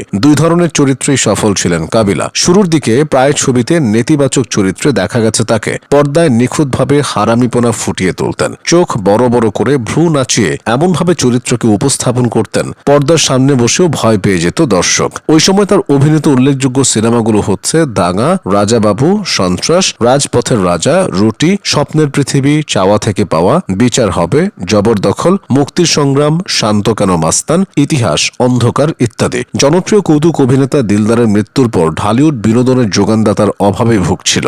কৌতুক অভিনেতা পাওয়াই যাচ্ছিল না। শূন্যস্থান পূরণে এগিয়ে আসেন কাবিলা। কলিজা কাঁপানো ভিলেন থেকে সোজা হয়ে যান দম ফাটানো হাসির রাজা। এখানেও তিনি সফল। বরিশালের ভাষায় স্বভাবসুলভভাবে নিজেকে উপস্থাপন করেন। দর্শকের না হেসে উপায় থাকত না। খল চরিত্রে কাবিলাকে দেখা গেছে মান্না, রুবেল সহ 90 দশকের জনপ্রিয় সব তারকাদের সাথে। কৌতুক অভিনেত্রী হিসেবে কাবিলার লোক হাসিয়েছেন শাকিব খান, বাপি চৌধুরী সহ বিভিন্ন নায়কের সঙ্গে। হাসির রাজা হিসেবে অ্যাকশন জেসমিন, মেন্টাল, হিটম্যান সহ অসংখ্য সিনেমা রয়েছে তার। 3 যুগেরও দীর্ঘ ক্যারিয়ার কাবিলার। এই সময়ে 1000-এরও বেশি সিনেমায় অভিনয় করেছেন। কথা আছে চিরদিন কারো সমান নাহি যায়। কাবিলার ক্ষেত্রেও একই চিত্র। একসময় ক্যামেরার সামনে ব্যস্ত থাকলেও আজকাল অতটা নিয়মিত নন তিনি, কেননা কণ্ঠনালীতে রোগ হয়েছিল তার। এতে বেশ ভুগতে হয়েছে। ওই সময় গুজব ছড়িয়েছিল কাবিলার ক্যান্সার হয়েছে, কিন্তু না, অস্ত্রোপচারের পর সুস্থ হন তিনি। তবে আগের মতো বরিশালের ভাষায় ডায়লগ দেওয়া নিষেধ, তাই ডাবিংটা অন্য কাউকেই করতে হয়। সিনেমাকে পেশা হিসেবে নিলেও ফুটবলকে ভোলেননি কাবিলা। বরিশালে নিজ এলাকায় একটি বাগান বাড়ি রয়েছে তার। পুকুরে রয়েছে মাছের খামার। পাশাপাশি গড়ে তুলেছেন নিজের নামে একটি ফুটবল একাডেমি। অবসর পেলেই পায়ের সাথে বলের মিতালি পাতেন, আড্ডা দেন একাডেমির তরুণদের সঙ্গে। সানডে মানডে ক্লোজ কইরা দে, সিস্টেম কইরা দিমু, মলম লাগায় দিমু শুনলেই চোখের সামনে ভেসে ওঠে বাংলা সিনেমার অন্যতম জনপ্রিয় খল অভিনেতা ডিপজলের মুখ। ঢালিউডের হাতে গোনা যে কয়েকজন খলনায়কদের নামে সিনেমা চলেছে, তাদের একজন ডিপজল। জনপ্রিয়তায় হারিয়ে দেন অনেক নায়ককেও। চলুন জেনে নেওয়া যাক এই খলনায়ক সম্পর্কে। মিরপুরের বাগবাড়ির এক ধনাঢ্য পরিবারে জন্ম ডিপজলের। জন্ম তারিখ 15 জুন। তার বাবা ব্যবসায়ী ছিলেন। ডিপজলের বেড়ে ওঠা ঢাকায়। খল অভিনেতা হিসেবে নাম 10 দিকে ছড়িয়ে পড়লেও শুরুতে তার স্বপ্ন ছিল ভিন্ন। নায়ক হতে সিনেমায় নাম লিখিয়েছিলেন, অভিনয় করেছিলেন। 1993 সালে টাকার পাহাড় সিনেমার মাধ্যমে পথ চলা শুরু তার। ছবিটি দারুণ ব্যবসা করেছিল। পরের ছবিতেও নায়ক হিসেবে ধরা দিয়েছিলেন তিনি। এরপরে বদলে যায় গল্প। পর্দায় নায়কের চিরশত্রু অর্থাৎ খলনায়ক হিসেবে যাত্রা শুরু হয় তার। তার আগে বেশ কয়েক বছরে বিরতি নিয়েছিলেন। হয়তো নতুন রূপে নিজেকে প্রস্তুত করতেই এই অনুপস্থিতি ছিল। 1998 সালে নায়ক মান্নার বিপরীতে তেজি সিনেমায় অভিনয় করেন ডিপজল। ক্যারিয়ারের দ্বিতীয় অধ্যায়ের প্রথম সিনেমা অভাবনীয় সাফল্য এনে দেয় তাকে। ভিলেন হিসেবে স্বভাবসুলভ ডায়লগ নতুনত্বের স্বাদ দেয় সিনেমা প্রেমীদের। এক ছবি দিয়েই চারিদিকে নাম ছড়িয়ে পড়ে তার। এরপর আর পেছনে তাকাতে হয়নি ডিপজলকে। খলনায়ক হিসেবে একের পর এক সিনেমায় অভিনয় শুরু করেন। খলনায়ক ডিপজলের কিছু বৈশিষ্ট্য ছিল। প্রত্যেক সিনেমায় তার আলাদা ডায়লগ থাকতো, যা দর্শককে ভীষণভাবে টানত। পাশাপাশি তার অভিনয় ও অঙ্গভঙ্গি ছিল বাস্তবধর্মী। অল্প দিনেই প্রথম সারির ভিলেনদের কাঁধে গরম নিঃশ্বাস ফেলেন তিনি। সবাইকে কাঁপিয়ে হয়ে ওঠেন সিনেমার শীর্ষ ভিলেন। ক্যারিয়ারে অসংখ্য নায়কের সঙ্গে অভিনয় করেছেন ডিপজল। তবে তার খেলাটা জমে যেত মান্নার সঙ্গে। এই নায়ক খলনায়ক জুটি বেঁধে বেশ কিছু সিনেমা করেছেন। সবগুলো হয়েছে ব্যবসা সফল। তবে বিশেষভাবে উল্লেখযোগ্য আম্মাজান এই সিনেমা ঢালিউডে শুধু ইতিহাসই করেনি, মান্নাকে নিয়ে গেছে অন্য উচ্চতায়। পাশাপাশি ডিপজলকেও বাড়িয়ে দিয়েছে জনপ্রিয়তা। এর বাইরে ধর, বর্তমান, কষ্ট সিনেমাগুলোতে মান্নার সঙ্গে যা দারুণ জমেছিল ডিপজলের ক্যারিয়ারকে 3টি ভাগে ভাগ করা যায়, যার প্রথম ভাগে তিনি নায়ক, দ্বিতীয় ভাগে খলনায়ক, আর তৃতীয় ভাগে নায়ক ও চরিত্রাভিনেতা, যার শুরুটা হয়েছিল কোটি টাকার কাবিন সিনেমার মাধ্যমে। ছবিটি বিভিন্ন কারণে উল্লেখযোগ্য। এই ছবি দিয়েই সফলতার সিঁড়ি খুঁজে পান শাকিব খান। এই ছবির মাধ্যমে দর্শক পায় শাকিব অপু জুটি। এই ছবির মাধ্যমে বাংলা সিনেমা ফের প্রবেশ করে সুস্থ ধারার ছবিতে। ভার্সেটাইল অভিনেতা ডিপজল নায়ক, খলনায়ক, চরিত্র অভিনেতা 3 দিকেই পারদর্শী। কোটি টাকার কাবিনের পর চাচ্চু, দাদিমা সহ বেশ কিছু সিনেমায় কাজ করেন তিনি। সেগুলো হয়েছে ব্যবসা সফল। এরপর বেশ কিছু সিনেমায় নায়ক হিসেবে দেখা গেছে ডিপজলকে, যেগুলো তার ভক্তরা গ্রহণ করেছে। তার কোনোটা হয়েছে ব্যবসা সফল। একাধারে প্রযোজক ও অভিনেতা ডিপজল। এর বাইরে আরো পরিচয় রয়েছে তার। তিনি একজন রাজনীতিবিদ। বিভিন্ন সময় বিভিন্ন দলের রাজনীতিতে সরব ছিলেন। তার রাজত্বটা মিরপুর গাবতলী জুড়ে। এখানে পূর্বপুরুষদের বাস ছিল খাড়া। ওই জায়গা থেকে অসংখ্য সম্পত্তির মালিক তিনি। গেল সরকারের সময় আওয়ামী লীগের রাজনীতিতে যোগ দেন। বর্তমানে ফের বিএনপির হয়ে কথা বলতে দেখা যায়। মানবিক হৃদয়ের অধিকারী ডিপজল। শোনা যায় তার কাছ থেকে কেউ খালি হাতে ফেরে না। এদিকে সম্প্রতি সমালোচনার শিকার হচ্ছেন এই অভিনেতা। তার বোনেরা তার বিরুদ্ধে সম্পত্তি আত্মসাতের অভিযোগ এনেছেন বলে মুখ খুলেছেন ডিপজল। সব দোষ অভিযোগ অস্বীকার করেছেন। এই অভিনেতা অনেকদিন হলো ঢালিউডের থেকে অনেক দূরে। নিজ গ্রামে বসে ইবাদত বন্দেগী করে সময় কাটান। পাশাপাশি পাশাপাশি পেটের দায়ে করছেন কৃষিকাজ। টেকনাফের সন্তান ইলিয়াস কোবরা 1961 সালের 20 জানুয়ারি জেলাটির বাহারছড়ায় জন্মগ্রহণ করেন তিনি। ইলিয়াস কোবরার আবিষ্কারক ঢালিউডের বরেণ্য চিত্রনায়ক ও প্রযোজক সোহেল রানা। তার মাধ্যমেই ঢাকায় সিনেমায় পথ চলা শুরু এই অভিনেতার। 1987 সালে মারুফ শাহ নামের এক সিনেমার মাধ্যমে যাত্রা শুরু হয় তার। প্রথম সিনেমা দিয়ে মন জয় করেছিলেন দর্শকের, ফলে আর পেছনে তাকাতে হয়নি। একের পর এক সিনেমা দিয়ে জমিয়ে নেন ক্যারিয়ার, হাঁটতে থাকেন ব্যস্ততার হাত ধরে। অল্পদিনেই দর্শকের প্রিয় মুখ হয়ে ওঠেন, কেননা পর্দায় হারামিপনাটা দারুণ করতে পারতেন। তাহলে তোর চাকরি হারাবি। কোবরার মতোই ভয়ঙ্করভাবে নিজেকে উপস্থাপন করতেন, ফলে দর্শকেরও তার প্রতি ছিল আলাদা ভালো লাগা। সিনেমায় ইলিয়াস কোবরা আছে শুনলে বেশ নড়ে চড়ে বসতেন তারা। কোবরাও নিরাশ করতেন না তাদের, এক্সপ্রেশনের ডায়লগে মন ভরিয়ে দিতেন দর্শকের। ফলে জনপ্রিয়তার পাশাপাশি ঢাকায় সিনেমা শীর্ষ ভিলেনদের কাতারে জায়গা করে নেয়। বর্ষিয়ান খলনায়কদের কাঁধে রাখতে থাকেন গরম নিঃশ্বাস। 1987 থেকে 2017 অর্থাৎ ঢাকায় সিনেমায় 3 দশকের পথ চলা ইলিয়াস কোবরার। দীর্ঘ এই ক্যারিয়ারে 500-এরও বেশি সিনেমায় অভিনয় করেছেন তিনি, যার অধিকাংশই ছিল ব্যবসা সফল। দেশের চলচ্চিত্রাঙ্গনের প্রায় জনপ্রিয় নায়কের সঙ্গে কাজ করেছেন, সবার সঙ্গেই পর্দায় হাড্ডাহাড্ডি লড়াই হয়েছে তার। ইলিয়াস কোবরা অভিনীত সিনেমাগুলোর মধ্যে কঠিন সীমার, মাস্তানের উপর মাস্তান, মেজর সাহেব, চেয়ারম্যান, লন্ডভন্ড, মরণ কামড়, মগের মুল্লুক, ম্যাডাম ফুলি, ভণ্ড, শান্ত কেন মাস্তান, ঘৃণা উল্লেখযোগ্য। সব ধরনের সিনেমায় থাকলেও নিজেকে মেলে ধরতেন মার্শাল আর্ট ঘরানার সিনেমায়। ঢালিউডে আসার আগে মার্শাল আর্ট নিয়ে থাকতেন কোবরা, ছিল নিজের একটি প্রশিক্ষণ কেন্দ্র, সেখানে মার্শাল আর্টের প্রশিক্ষণ দিতেন তিনি।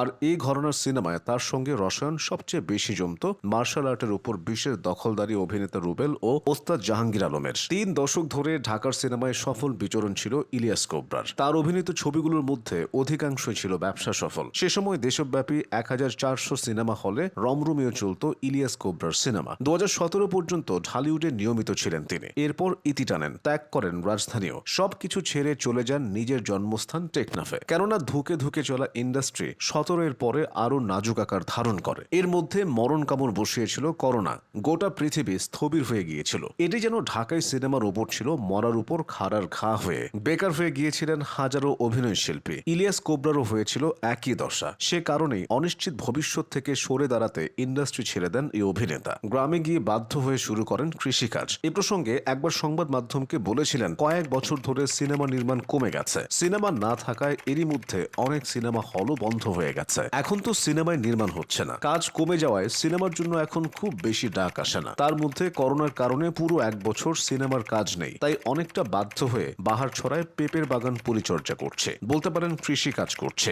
নিজ গ্রামে বেশ সম্মানের সাথে বাস করছেন ইলিয়াস। স্থানীয় বাজারের নামকরণ করা হয়েছে তার নামে। পাশাপাশি সামাজিক কর্মকাণ্ডের সঙ্গে জড়িত আছেন। বাড়ির পাশে একটি মসজিদ রয়েছে, বাকি সময় ধর্ম করে কাটান তিনি। এভাবেই কাটে বাংলা সিনেমার একালের দুর্ধর্ষ এই খল অভিনেতার দিনকাল। ছিলেন মাদ্রাসার ছাত্র, এখন বানান সিনেমা। তবে সেই পথটা এত সহজ ছিল না। সেই গল্প শোনাবো আজ।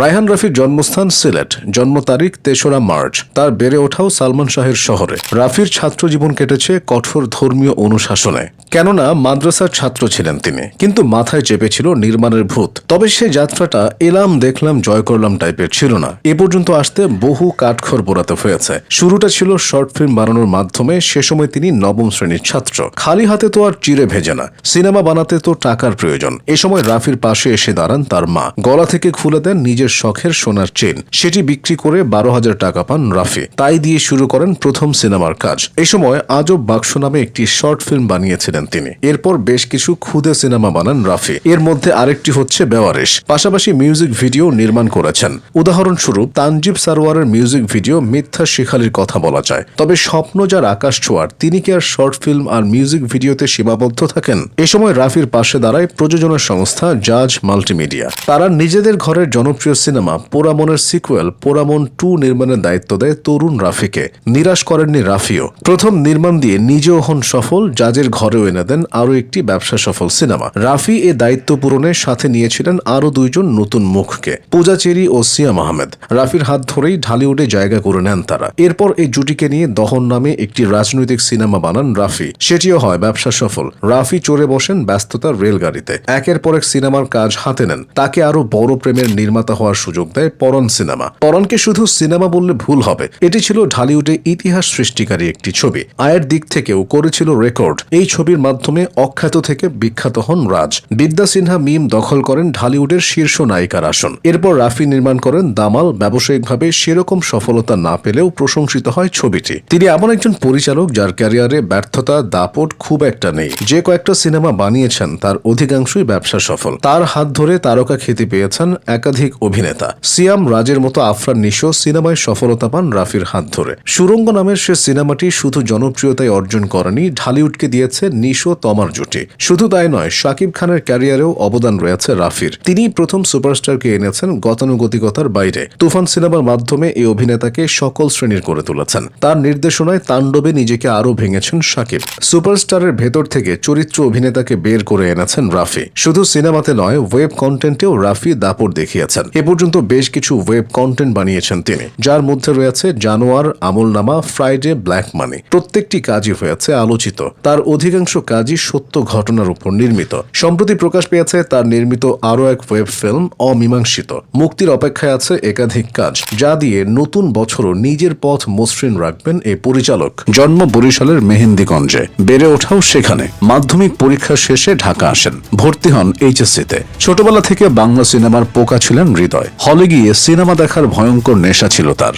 নাটকও বাদ দিতেন না। দোকান থেকে সিডি ডিভিডি ভাড়া করে এনে নাটক দেখতেন। ওই সময়গুলোতে মোস্তফা সরোয়ার ফারুকী, রেদওয়ান রনি, মোশাররফ করিমের নাটক ভালো লাগতো তার। এই নাটক সিনেমা দেখতে দেখতেই ভেতরে নির্মাণের আকাঙ্ক্ষা জাগে তার। উপায় খুঁজছিলেন শোবিজে নাম লেখানোর। পরিচিত একজনের পরামর্শে নাম লেখান থিয়েটারে। অঙ্গীকার নামের একটি নাট্যদলে ভর্তি হন, শুরু করেন অভিনয়। কিন্তু তার মন পড়েছিল নির্মাণে। নিয়তি হয়তো নাট্য পরিচালক ইশতিয়াক আহমেদ রোমেলের সঙ্গে দেখা করিয়ে দেয় তাকে। তার সহকারী হিসেবে কাজ শুরু করেন হৃদয়। 3 বছরে রোমেলের সঙ্গে ক্যামেরার পেছনে দাঁড়িয়ে পরিচালনা শেখেন। এরপর একা পথ চলা শুরু করেন। সে 2012 সালের কথা। আউট অফ রুলস নামে একটি নাটক নির্মাণ করেন হৃদয়। প্রথম নির্মাণে পেয়েছিলেন জনপ্রিয় অভিনেতা মোশাররফ করিমকে। এরপর একের পর এক নাটক বানানো শুরু করেন। 2024 সাল পর্যন্ত 250-র বেশি ফিকশন নির্মাণ করেন। এর মধ্যে অনেক নাটকই পায় জনপ্রিয়তা। ফলে নির্মাতা হিসেবে আস্থা সম্পন্ন হন হৃদয়। ছোট পর্দার প্রথম সারির সব অভিনেতা অভিনেত্রীর সঙ্গে কাজ করেছেন তিনি। পাশাপাশি নিজেও দাঁড়িয়েছেন ক্যামেরার সামনে। হাস্যরসাত্মক চরিত্র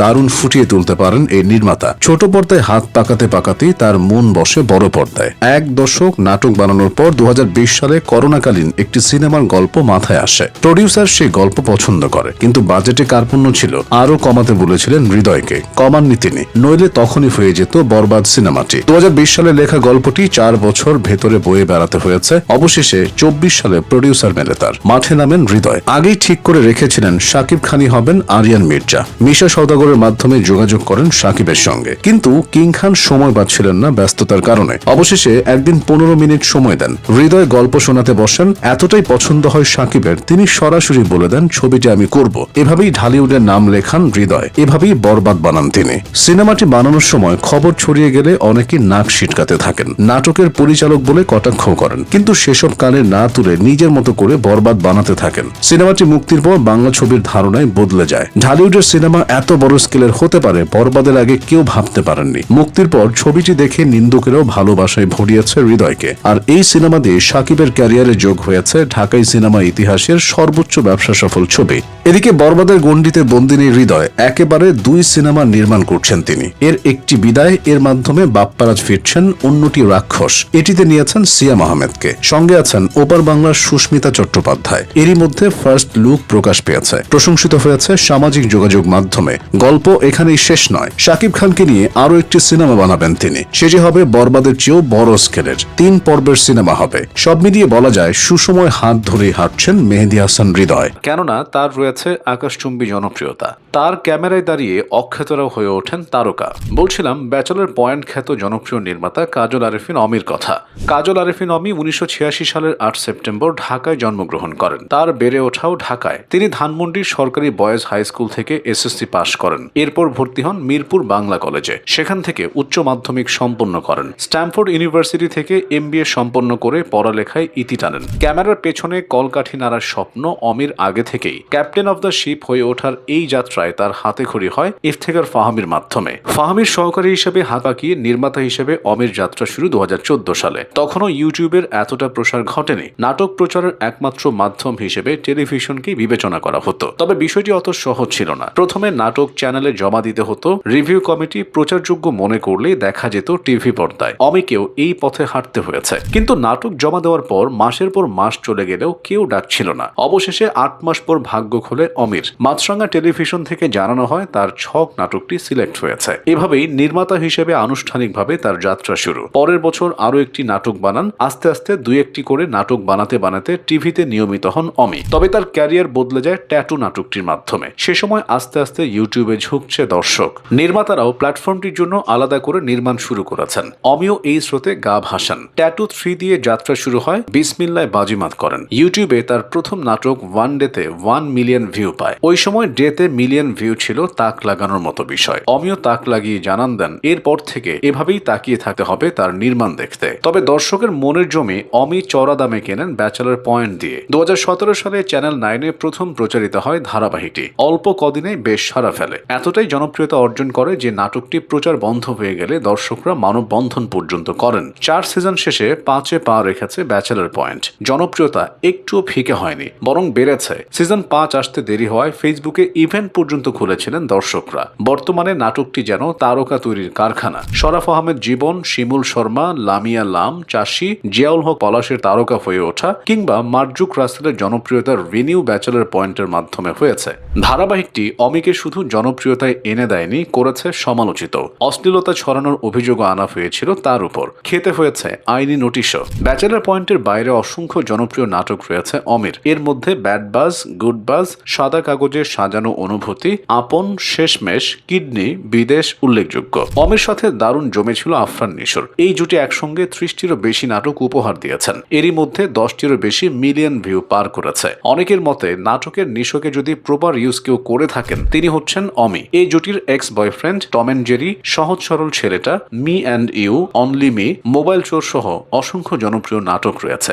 নির্মাণের ক্ষেত্রে অমি যেন জাদুকর, যা ছুঁয়ে দেন তাই জনপ্রিয় হয়ে ওঠে। ওটিটিতে অব্যাহত রেখেছেন এই ধারা। হোটেল রিল্যাক্স অসময় দিয়ে ওটিটি মাধ্যমে রেকর্ড করেছিলেন। এরপর প্রকাশ করেন হাউ সুইট। অপূর্ব ফারিন অভিনীত এই ওয়েব ফিল্মটিও প্রশংসিত হয়। অনেকদিন ধরে ভক্তরা চাচ্ছেন অমি সিনেমা বানাক। অমিরও লক্ষ্য তাই। তবে তার আগে আরো কিছুটা সময় নিচ্ছেন। হয়তো নিজেকে আরেকটু ঝালিয়েই বড় পর্দায় নাম লেখাতে চান তিনি। ঢালিউডের খল অভিনেতা ডন সম্পর্কে এমন চিন্তাধারা সবার মুখে মুখে। জনপ্রিয় অভিনেতা হওয়া সত্ত্বেও সাধারণ মানুষের কাছে তার একমাত্র পরিচয় সালমান শাহের হত্যাকারী। 1971 সালের 7 আগস্ট বগুড়ার কাটনাপাড়ায় জন্মগ্রহণ করেন ডন। তার বাবা মোহাম্মদ নাজমুল হক, মা মুসাম্মদ মুয়াজ্জমা হক। নাজমুল মুয়াজ্জমা দম্পতির 10 সন্তানের মধ্যে ছোট ছিলেন ডন। তার আসল নাম মোহাম্মদ আশরাফুল হক। সিনেমায় আসার আগে মসজিদে আজান দিতেন ডন। অভিনয়ের টানে সব ছেড়ে ছুটে এসেছিলেন ঢাকায়। নাম লিখিয়েছিলেন চলচ্চিত্রের অভিনয় শিল্পী বাছাই আয়োজিত নতুন মুখের সন্ধানে অনুষ্ঠানে। তবে অভিজ্ঞতা সুখের ছিল না তার জন্য। বিচারকদের মন জয় না করতে পারায় বাদ পড়তে হয় তাকে। ভাঙা মন নিয়ে যখন বাড়ি ফিরবেন ঠিক তখন দেখা হয় পরিচালক সোহানুর রহমান সোহানের সঙ্গে। বাদ পড়া আশরাফুল হকের ভেতর ডনকে খুঁজে পান তিনি। সালমান শাহ, শাকিল খান, শাকিব খানের মতো সুপারস্টারদের জন্ম সোহানের হাতে। মুখ দেখেই বলে দিতে পারতেন কে ক্যামেরার সামনে কি করতে পারবে। ডনকেও পড়তে পেরেছিলেন। প্রথম সুযোগটা তাই নিজের সিনেমায় দিয়েছিলেন। সে সময় কেয়ামত থেকে কেয়ামত বানাচ্ছিলেন তিনি। নতুন নায়ক নায়িকা প্রস্তুত থাকলেও ঘাটতি ছিল খলনায়কের। ডনকে পেয়ে আর দেরি করেননি সোহান। 3 নতুন মুখ নিয়ে শুরু করেন কেয়ামত থেকে কেয়ামত। মুক্তির পর তুমুল জনপ্রিয়তা অর্জন করে ছবিটি। সেই সঙ্গে সালমান শাহকে নিজের জীবনের জন্য আশীর্বাদ হিসেবে পান ডন। কেননা কেয়ামত থেকে কেয়ামত জনপ্রিয়তা অর্জনের সঙ্গে সঙ্গে সালমান শাহ তারকা বনে যান। তার সঙ্গে গভীর বন্ধুত্ব ছিল ডনের। ফলে ক্যারিয়ার দাঁড় করাতে কাঠখড় পোড়াতে হয়নি। সালমানের সিনেমায় খলনায়কের কোটাটি তার জন্যই বরাদ্দ থাকত। এই নায়কের 27টি সিনেমার 24টিতে ছিলেন ডন। শোনা যায় সেই বন্ধুত্বের সুযোগ নিয়েই সালমানের জমদূত হয়ে আসেন ডন। সামিরের সঙ্গে নাকি হাত করে সালমান হত্যাকাণ্ডের সঙ্গে যুক্ত হন এই খলনায়ক। সালমানের মৃত্যুর পর পত্রপত্রিকাতে সামিরা ডনকে নিয়ে রসালো সব খবর বের হয়। আসামিও করা হয় ডনকে। সব মিলিয়ে কোণঠাসা হয়ে পড়েন ডন। বিষয়টি ক্যারিয়ারে প্রভাব ফেলে। সিনেমা থেকে আড়ালে চলে যান তিনি। এরপর অনেকদিন তাকে দেখা যায়নি পর্দায়। লম্বা সময় পর ঢালিউডে ফেরেন এই খলনায়ক। সাবলীল অভিনয় দিয়ে অল্প দিনেই হারানো স্থান ফিরে পান। সব মিলিয়ে ক্যারিয়ারে 650 বেশি চলচ্চিত্রে অভিনয় করেছেন ডন। ছোট পর্দায় দেখা গেছে তাকে, বিজ্ঞাপনে মুখ দেখিয়েছেন, কত ভালোবাসি তোমাকে সহ বেশ কিছু নাটক, টেলিছবিতে অভিনয় করেছিলেন, হয়েছেন মিউজিক ভিডিওর মডেলও। শুধু অভিনয়ের সিদ্ধহস্ত নন ডন, গানের সঙ্গে রয়েছে সখ্যতা। আর্কাইভ নামে একটি ব্যান্ড রয়েছে তার। পর্দায় নিখুঁত হারামি হলেও বাস্তবে ডন বেশ মিশুক। অল্পতেই আড্ডার মধ্যমণি হয়ে যান, তবে বাস্তবে নিঃসঙ্গ তিনি। বয়স 50 পেরিয়ে গেলেও বিয়ে করেননি। সম্প্রতি সালমান শাহ অপমৃত্যুর মামলার রূপ নিয়েছে হত্যা মামলায়। গেল 21 অক্টোবর তার মামা আলমগীর কুমকুম রমনা থানায় মামলা দায়ের করেন। ডনকে করা হয় 4 নম্বর আসামি। সালমান ভক্তরা সাজা চাইছেন তার, ফলে গ্রেফতার আতঙ্কে আছেন অভিনেতা। একে তো বিদেশ যাত্রায় নিষেধাজ্ঞা দেওয়া হয়েছে, ফোন নম্বরের মাধ্যমে করা হচ্ছে ট্র্যাকিং, আর তাই মুঠোফোন বন্ধ করে মোটামুটি লাপাত্তা ডন। খোঁজ মিলছে না এই অভিনেতার। যে বন্ধুর কারণে সহজে চলচ্চিত্রে জায়গা করে নিয়েছিলেন, সেই বন্ধুর স্ত্রীর সঙ্গে গড়ে তুলেছিলেন অনৈতিক সম্পর্ক। হাতে নাতে ধরা পড়তেই শেষ করে দেন বিপদে পাশে দাঁড়ানো বন্ধুকে। এভাবেই সালমান শাহকে হত্যা করে পর্দার খলনায়ক থেকে বাস্তবের খলনায়ক বনে যান ডন। সালমান শাহর মৃত্যুর পর থেকে তাকে নিয়ে এরকম চর্চা। সম্প্রতি সালমানের হত্যা মামলার পর থেকেই আলোচনায় রয়েছেন ডন। যদি জিজ্ঞেস করা হতো হাসির খোরাক কোথায় পাবো, তাহলে নিঃসন্দেহে এই লোকটার নাম নেওয়া হতো। 80-90 খানি সম্পত্তি করছি। করোনা মহামারী সবার জন্য আতঙ্ক হিসেবে ধরা দিলেও তার জন্য ছিল আশীর্বাদ। এ সময় অন্যরা প্রাণ বাঁচাতে মরিয়া হলেও তিনি মরিয়া হয়েছিলেন ভাগ্য বদলাতে। স্বার্থের জন্য কখনো ভণ্ড নেতা, কখনো অসাধু ব্যবসায়ীর রূপ ধারণ করেছেন। তিনি জনপ্রিয় কন্টেন্ট ক্রিয়েটর সাদ্দাম মাল। সাদ্দাম মালের জন্ম পটুয়াখালীর কুয়াকাটায় হোসেনপাড়ায়। 11 ভাই বোনের মধ্যে তিনিই ছিলেন ছোট। তবে শৈশবটা সুখের ছিল না তার, কারণ বাবার আদর বেশি দিন ভাগ্যে জোটেনি। অল্প বয়সে বাবাকে হারান তিনি, ফলে হতে হয় চরম বাস্তবতার মুখোমুখি। আজকের এই অবস্থানে আসতে যথেষ্ট সংগ্রাম করতে হয়েছে তাকে। অভিনয়ের প্রতি ছোটবেলা থেকেই আগ্রহ ছিল সাদ্দামের। পড়ালেখা ও অভিনয় দুটিতেই তার হাতেখড়ি হয় হোসেনপাড়া সরকারি প্রাথমিক বিদ্যালয়ে। ওই স্কুলের একটি সাংস্কৃতিক প্রতিযোগিতায় প্রথম অভিনয় করেন তিনি। কাজটি খুব ভালো লাগতো তার, অন্য সবকিছুর চেয়ে সহজ মনে হতো। ওই ভালো লাগার জায়গা থেকে স্থানীয় সাংস্কৃতিক অনুষ্ঠানগুলোতে অভিনয়ে নিয়মিত হন তিনি। স্থানীয়রাও মুগ্ধ হন তার অভিনয়ে। ফলে স্কুল ও এলাকার চারপাশের সাংস্কৃতিক অনুষ্ঠানের মঞ্চ মাতিয়ে রাখার দায়িত্ব পড়ে তার কাঁধে। মঞ্চ মাতাতে কমেডিকে বেছে নিতেন তিনি। তার সেসব কৌতুক ভরপুর বিনোদন দিত দর্শকদের। এরপর থেকে অভিনয়ের সঙ্গেই বেড়ে ওঠেন সাদ্দাম মাল। পরে একটি স্থানীয় শিল্পী গোষ্ঠীর সঙ্গে যুক্ত হন তিনি। ওই শিল্পী গোষ্ঠীর হয়ে নিয়মিত মঞ্চে অভিনয় করায় নামের আগে স্থায়ীভাবে যুক্ত হয় অভিনেতা শব্দটি। তবে সাদ্দামের ভাগ্য ফেরায় করোনা মহামারী। সবার জন্য সময়টা আতঙ্কের হলেও সাদ্দামের জন্য ছিল আশীর্বাদ। সে সময় একযুগে পৃথিবী থমকে যাওয়ায় ঘরবন্দি হয়ে পড়ে মানুষজন। কাজকর্ম কমে হাতে অফুরন্ত অবসর আসায় সময় কাটাতে অনেকে অভ্যস্ত হয়ে পড়েন সামাজিক মাধ্যমে। কেউ কেউ নিজেদের মেধা কাজে লাগাতে থাকেন। সাদ্দাম মালও এই পথে হাঁটেন। তার এক ভাতিজার পরামর্শে পরিচিত কয়েকজন নিয়ে বরিশালের আঞ্চলিক ভাষায় কন্টেন্ট নির্মাণ শুরু করেন। সিদ্ধান্তটি সঠিক ছিল। অল্প দিনেই তার কাজগুলো বেশ জনপ্রিয়তা পায়। ফলে সাদ্দামও মনোযোগ বাড়ান কন্টেন্ট নির্মাণে। শুরুটা সেখান থেকেই। ধারাবাহিকতা ধরে রাখতে বরিশালের আঞ্চলিক ভাষায় একের পর এক কন্টেন্ট নির্মাণ করতে থাকেন তিনি। নেটিজেনরাও লুফে নেয় সেসব। তবে সাদ্দাম মালকে দর্শকের ঘরের মানুষে পরিণত করে তার অভিনীত ক্রিমিনাল জামাই নামে একটি কন্টেন্ট। এতে মোতালেব জামাই চরিত্র তার অভিনয় ব্যাপকভাবে প্রশংসিত হয়। নাটকটি এতটাই ভাইরাল হয় যে সাদ্দামকে দর্শকরা মোতালেব জামাই বলে ডাকতে শুরু করেন। আর পেছনে তাকাতে হয়নি এই অভিনেতাকে, কেননা ততদিনে নজরে পড়ে গেছেন মূলধারার নির্মাতাদের। বেশ কিছু টিভি নাটকে কাজ করেন তিনি, এখানেও পান জনপ্রিয়তা। বরিশালের গণ্ডি পেরিয়ে সাদ্দাম মাল হয়ে ওঠেন বিশ্বের বাংলা ভাষাভাষী সকল দর্শকের প্রিয় মুখ। তার অভিনীত নাটকগুলোর মধ্যে নিথর কোলাহল, ভাইরাল ভাই 7 পর্ব, ধারাবাহিক নাটক রসের হাড়ি বাড়াবাড়ি, ফাউল জামাই এবং একক নাটক আব্বা হতে চাই, মানিক চোরা, স্বল্পমেয়াদী ডাক্তার উল্লেখযোগ্য। নাটকেই নিজেকে সীমাবদ্ধ রাখেননি তিনি। জনপ্রিয়তা তাকে নিয়ে গেছে সিনেমায়। ঢালিউড সুপারস্টার শাকিব খানের রাজকুমার সিনেমায় অভিনয় করেছেন তিনি। জনপ্রিয়তা আকাশ ছুঁলেও শেকড় ভোলেননি সাদ্দাম। ভাই ভাতিজা ভাগ্নেদের নিয়ে শুরু করেছিলেন কন্টেন্ট নির্মাতার জীবন। আজও তাদের নিয়ে পথ চলেন। সাদ্দামের সঙ্গে অভিনয় করে তাদের অনেকে পেয়েছেন জনপ্রিয়তা। ক্যামেরার পেছনেও বেশ পারদর্শী তিনি। গল্প লেখা, শুটিং স্থান বের করা সবকিছু এক হাতে করেন। সাদ্দামের অভিনয়ের পাশাপাশি তার পদবিও হাসির খোরাক জায়গায় দর্শকদের। অনেকে ভেবে থাকেন বিনোদন দিতেই এমন উপাধি উপাধি বেছে নিয়েছেন সাদ্দাম। তবে বিষয়টি কিন্তু তা না, এটি তার বংশীয় টাইটেল। অনেকেই খ্যাতিমান অভিনেতা মোশাররফ করিমের পরবর্তী এই নাট্যজগতের উত্তরসূরি হিসেবে সাদ্দাম মালকে আখ্যায়িত করেন। অনেকে তাকে নিয়ে কটূক্তি করলেও তিনি এসবে থেমে না থেকে প্রমাণ করেছেন নিজেকে। অসুস্থ কন্টেন্ট তৈরি না করে নিজেকে মিশিয়ে ফেলেছেন শিল্পের সাথে, গল্পের সাথে। সাদ্দাম মালের প্রতিটা গল্পে থাকে বিনোদন, হাসি, কান্না এবং শিক্ষামূলক সব বার্তা, যা আমাদের সমাজ পরিবর্তনে বিশেষ ভূমিকা রাখে। নিলয় 1984 সালে ঢাকার সাভারে জন্মগ্রহণ করেন। তার বাবা আওলাদ হোসেন বীর মুক্তিযোদ্ধা, মা আসমা হোসেন গৃহিণী। মিডিয়ায় নিলয়ের যাত্রাটা শুরু হয়েছিল বেশ রাজকীয়ভাবে। চলচ্চিত্রের অভিনয় প্রতিভা অন্বেষণের উদ্দেশ্যে আয়োজিত সুপার হিরো হিরোইন নামের একটি প্রতিযোগিতামূলক অনুষ্ঠানে মেধার স্বাক্ষর রেখে পথ চলা শুরু করেন। তবে টলিউডে জায়গাটা হয়নি অবশেষে, যদিও অভিষেকটা সিনেমা দিয়েই হয়েছিল।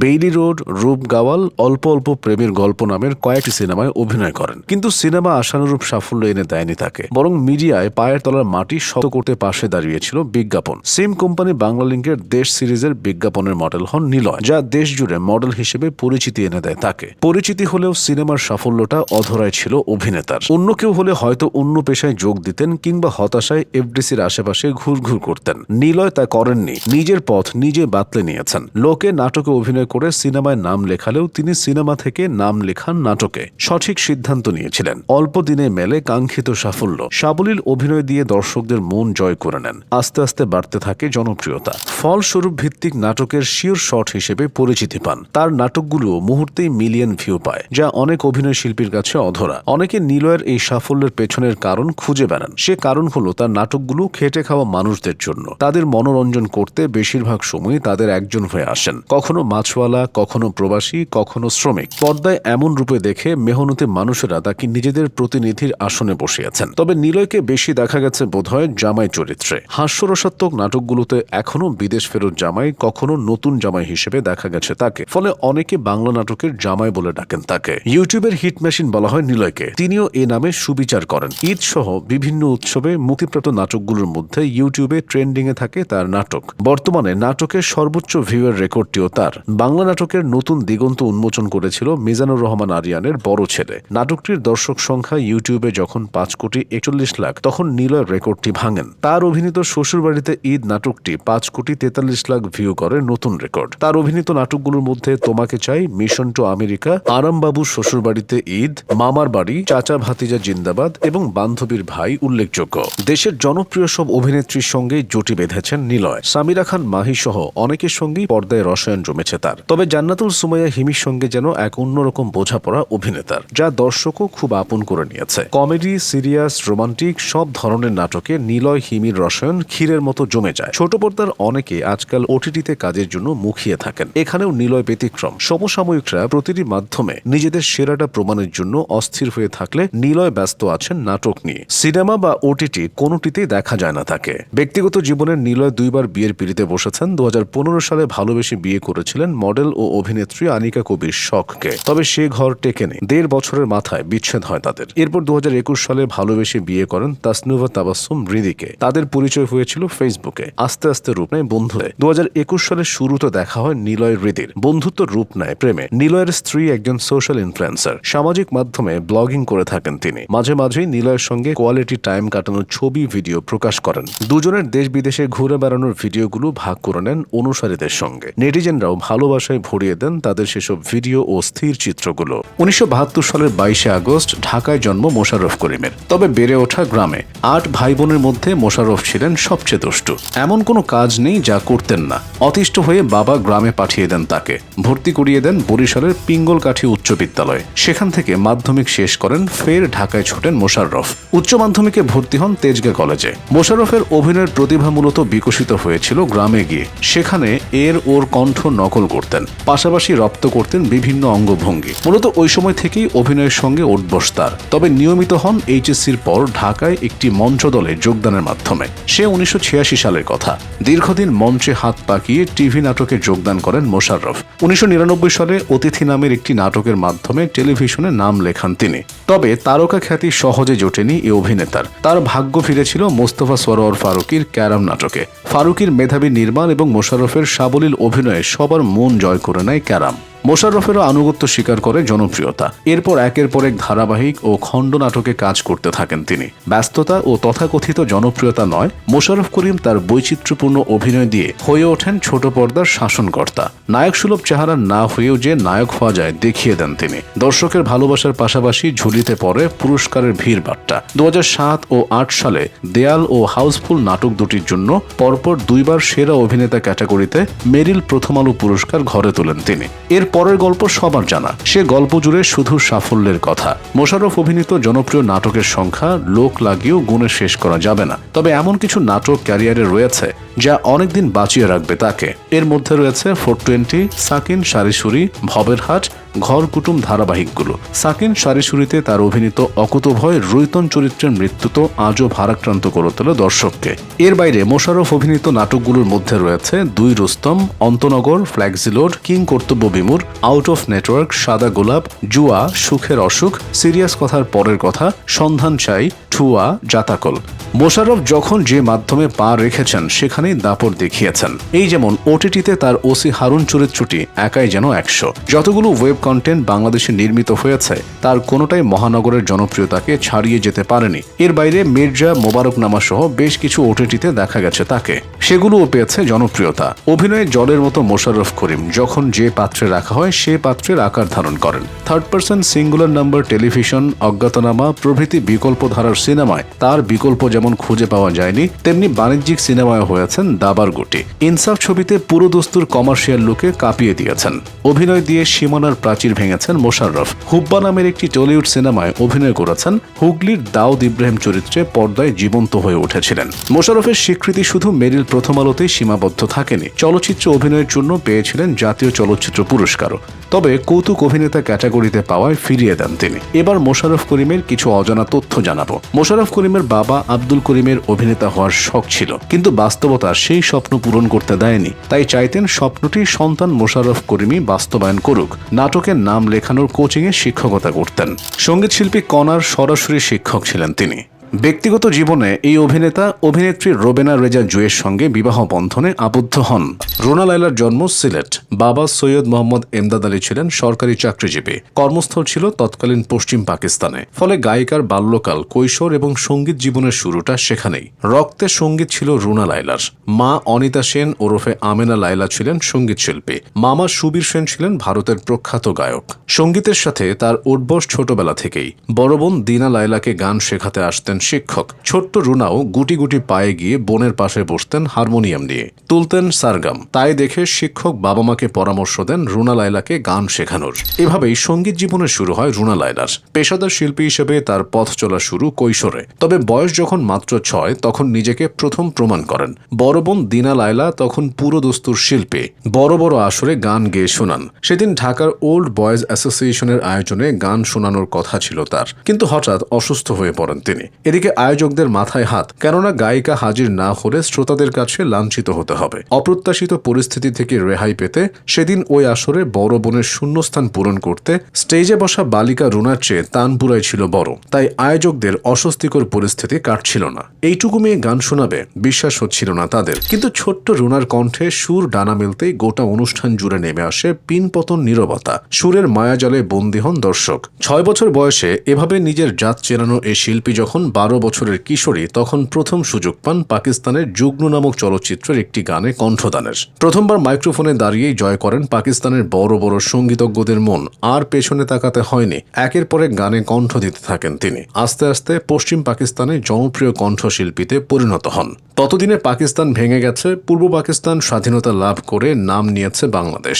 রুনা লায়লাকে পেয়ে বসে নারীর টান। পাকিস্তানের পাট চুকিয়ে বাংলাদেশে ফিরতে তিনি প্রস্তুত। ততদিনে জনপ্রিয়তার মধ্য গগনে গায়িকা। তিনি পাকিস্তান ছেড়ে বাংলাদেশে যান। খোদ পাকিস্তান সরকারও চাচ্ছিল না তা, কিন্তু রুনা থাকেননি। জনপ্রিয়তা, ক্যারিয়ার সব পেছনে ফেলে চলে আসেন বাংলাদেশে। ফিরেই নিয়মিত হন গানে। শুরুটা হয় পরিচালক সত্য সাহার সিনেমার গানে কণ্ঠ দেওয়ার মাধ্যমে। পশ্চিম পাকিস্তানের মতো পূর্ব পাকিস্তানেও জয় করে নেন শ্রোতাদের মন। এর পরের গল্প ছিল শুধুই জয়ের। দমাদম মাস্কালান্দার থেকে ওকি গারিয়াল ভাই সর্বত্র এক অপার মুগ্ধতা ছড়িয়ে গিয়েছেন এই গায়িকা। আর এই মুগ্ধতাই তাকে নিয়ে গিয়েছে সাফল্যের এতটা উঁচুতে, যেখানে শুধুই তিনি, বাকিদের সৌভাগ্য হয়নি এতটা উঁচু ছুঁয়ে দেখার। কণ্ঠ দিয়ে শাসন করেছেন গোটা উপমহাদেশ।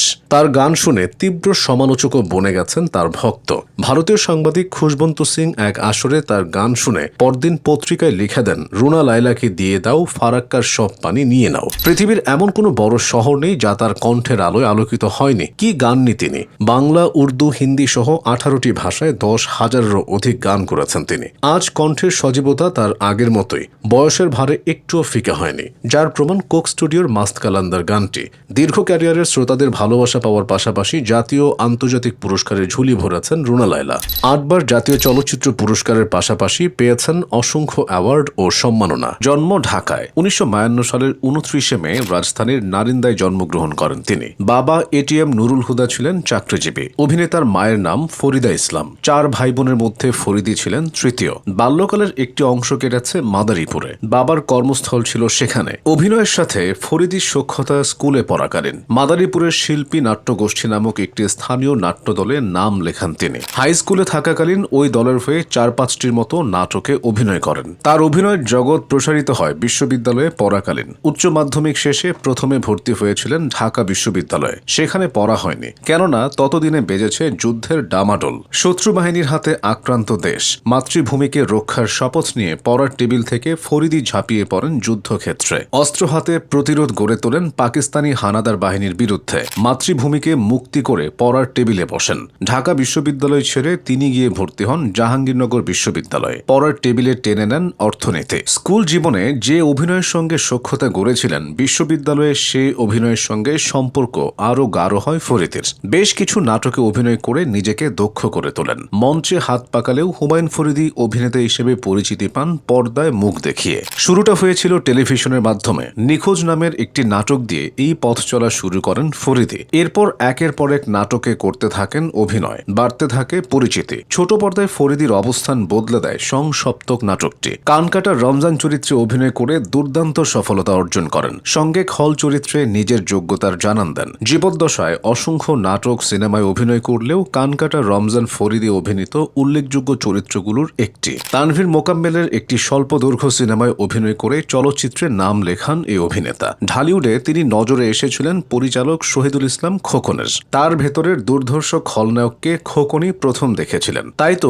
নিজের কয়েকটি সিনেমায় হারামিপনার দায়িত্বটা দিয়েছিলেন তাকে। নিরাশ হতে হয়নি। খোকনের সন্ত্রাস, দিনমজুর, বীরপুরুষ ও লড়াকু ছবিতে খল চরিত্রে অভিনয় করে দর্শকের কলিজা কাঁপিয়ে দেন ফরিদে। এরপর আর পেছনে তাকাতে হয়নি তাকে। আস্তে আস্তে খল চরিত্রে অপ্রতিরোধ্য হয়ে ওঠেন। সাবলীল অভিনয় ও হাড় হিম করা হাসি দিয়ে মন কাড়েন সিনেমা প্রেমীদের। জনপ্রিয়তার মাত্রা এতটাই বেড়ে যায়, নায়কও পর্দায় ফিকে হয়ে যেত তার কাছে। নায়ক নায়িকার মতো তার নামেও ছবি দেখতে হলে লাইন ধরত দর্শক। অসংখ্য সিনেমার অভিনয় করেছেন হুমায়ুন ফরিদি, যার অধিকাংশই হয়েছে ব্যবসা সফল। জুটি বেঁধেছেন ঢালিউডের জনপ্রিয় সব নায়কদের সঙ্গে। মান্না, রুবেল, ইলিয়াস কাঞ্চন, সালমান শাহ, জসিম সহ যারাই ঢালিউডে রাজত্ব করেছেন, পর্দায় তাদের রাজত্বেই আগুন দিয়েছেন ফরিদি। তবে তার সঙ্গে রসায়নটা জমত বেশ রুবেলের সঙ্গে। ফরিদি অভিনীত ছবিগুলোর মধ্যে শাসন, আঞ্জুমান, আনন্দ অশ্রু, মায়ের অধিকার, আসামি বধূ, 71-এর যিশু, মুক্তিযোদ্ধা, প্রাণের চেয়ে প্রিয় উল্লেখযোগ্য। চরিত্রাভিনেতা হিসেবেও দারুণ ছিলেন ফরিদি। বেশ কিছু সিনেমায় ইতিবাচক চরিত্রে অভিনয় করে প্রশংসিত হন। জীবদ্দশায় দর্শকের ভালোবাসা যেমন পেয়েছেন, তেমনি অসংখ্য পুরস্কারে ভরেছেন নিজের ঝুলি। 21 পদক থেকে জাতীয় চলচ্চিত্র পুরস্কার সহ অসংখ্য পুরস্কার ও সম্মাননা ক্যারিয়ার সমৃদ্ধ করেছে তার। ব্যক্তিগত জীবনে হুমায়ুন ফরিদি 2বার বিয়ের পিঁড়িতে বসেছিলেন। প্রথম স্ত্রী মিনু হকের সঙ্গে সংসার করেছিলেন 4 বছর। সে ঘরে একটি কন্যা সন্তান রয়েছে। এরপর সুবর্ণা মুস্তফাকে বিয়ে করেন। লম্বা সময় একসাথে কাটালেও একসময় ফরিদিকে ছেড়ে যান সুবর্ণা। এর পরের দিনগুলো একলা কেটেছে হুমায়ুন ফরিদির। শরীর কথা শুনত না, রক্তে হিমোগ্লোবিনের মাত্রা কমে গিয়েছিল। কিছুদিন থাকতে হয়েছিল হাসপাতালেও। সবশেষে 2012 সালের 13 ফেব্রুয়ারি বাথরুমে পড়ে গিয়ে মাথায় আঘাত পান এই অভিনেতা। এই আঘাতে মৃত্যুর কারণ হয় হুমায়ুন ফরিদের। বালামের জন্ম ঢাকায়। তিনি 1975 সালের 24শে ডিসেম্বর হাজারীবাগের জিগাতলায় জন্মগ্রহণ করেন। তার পুরো নাম কাজী মোহাম্মদ আলী জাহাঙ্গীর বালাম। বালামের বাবা কাজী জাহাঙ্গীর হাফিজ সেলিম আর মা রোকসানা জাহাঙ্গীর। সেলিম রোকসানা দম্পতির 4 সন্তানের মধ্যে বালাম তৃতীয়। পরিবারের সকল সদস্যই গানের সঙ্গে জড়িত ছিলেন, তাই বেড়ে ওঠাটা সঙ্গীতের সঙ্গে হয়েছে তার। শুরুটা হয়েছিল গিটার হাতে। মাত্র 7ম শ্রেণীতে পড়া অবস্থায় সুর করেন ওয়ারফেজ ব্যান্ডের কৈশোর গানটি। ব্যান্ড নিয়ে পথ চলাও অল্প বয়সে। 1995 সালে বন্ধুদের সঙ্গে গড়ে তোলেন ব্যান্ড রেনিগেডস। এতে হাবিব ওয়াহিদ ছিলেন কিবোর্ডিস্ট হিসেবে। ব্যান্ড গঠনের পর 2টি অ্যালবাম বের করেন তারা। সেগুলো হলো মায়াবী এ রাত এবং ফিরিয়ে দাও। রেনিগেডস নিয়ে চলার পথে সাফল্যের সোনার হরিণ ধরতে তেমন বেগ পেতে হয়নি। ফিরিয়ে দাও অ্যালবামের টাইটেল ট্র্যাকের কারণে কোকা-কোলা ব্যান্ড এবং মিউজিক অ্যাওয়ার্ড বগল দাবা করে ব্যান্ডটি। সঙ্গীত শিল্পী হিসেবে পথ শুরুর আগে গিটারিস্ট হিসেবে ক্যারিয়ার শুরু করেন বালাম। এ সময় একাধিক ব্যান্ডে বাজান তিনি। সেগুলোর মধ্যে রয়েছে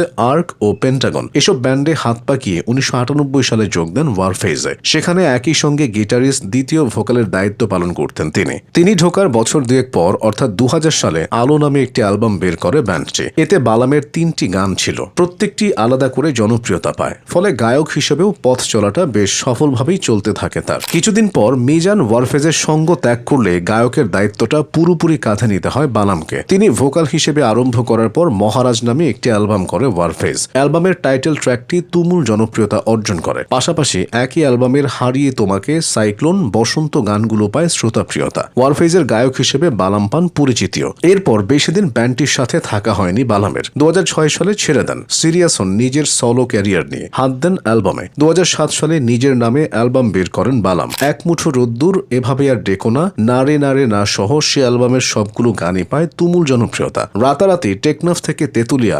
52,053 গলিতে নাম ছড়িয়ে যায় তার। এর পরের কয়েক বছর বালাম বেশ কয়েকটি অ্যালবাম করেন। এর মধ্যে ছিল বালাম 2, 3, বোন জুলির সঙ্গে বালাম ফিচারিং জুলি। এই অ্যালবামগুলোর গান এখনো মুখে মুখে ফেরে। তবে 2013 সালে তার প্রকাশিত 4র্থ অ্যালবাম ভুবনের ফলাফল আশানুরূপ ছিল না, ফ্লপ যায় সেটি। এরপর আস্তে আস্তে সঙ্গীত থেকে নিজেকে গুটিয়ে নেন বালাম। মাঝে একাত্রা করে গান প্রকাশ করলেও সেগুলো জনপ্রিয়তার দৌড়ে ছিল না। 2019 সালে বালাম আলোচনায় আসেন এলআরবি ব্যান্ডে ভোকাল হিসেবে যোগ দিয়ে। আয়ুব বাচ্চু পর এলআরবির ভোকাল হবে কে, এই প্রশ্নের সমাধানে আসতে পারছিল না ব্যান্ড সদস্যরা। সে সময় বিভিন্ন জনকে ভোকালের দায়িত্ব দেওয়া হয়। বালামও ছিলেন তাদের একজন। তবে সমালোচনা পাহাড় ছুঁড়ে সিদ্ধান্ত পাল্টান এবং আগের মতোই আড়ালে চলে যান। তবে বেশি দিন থাকেননি। 2023 সালে ক্যারিয়ারের দ্বিতীয় ইনিংস শুরু করেন বালাম। প্রথম ইনিংসে অ্যালবাম দিয়ে শুরু হলেও দ্বিতীয় ইনিংসে শুরু হয় ঢালিউড দিয়ে। শাকিব খানের ইতিহাস সৃষ্টিকারী সিনেমা প্রিয়তমার টাইটেল ট্র্যাকে কণ্ঠ দিয়ে নিজের হারানো জনপ্রিয়তা ফিরে পান এই গায়ক। সিনেমার গানটি মুখে মুখে ফিরতে থাকে।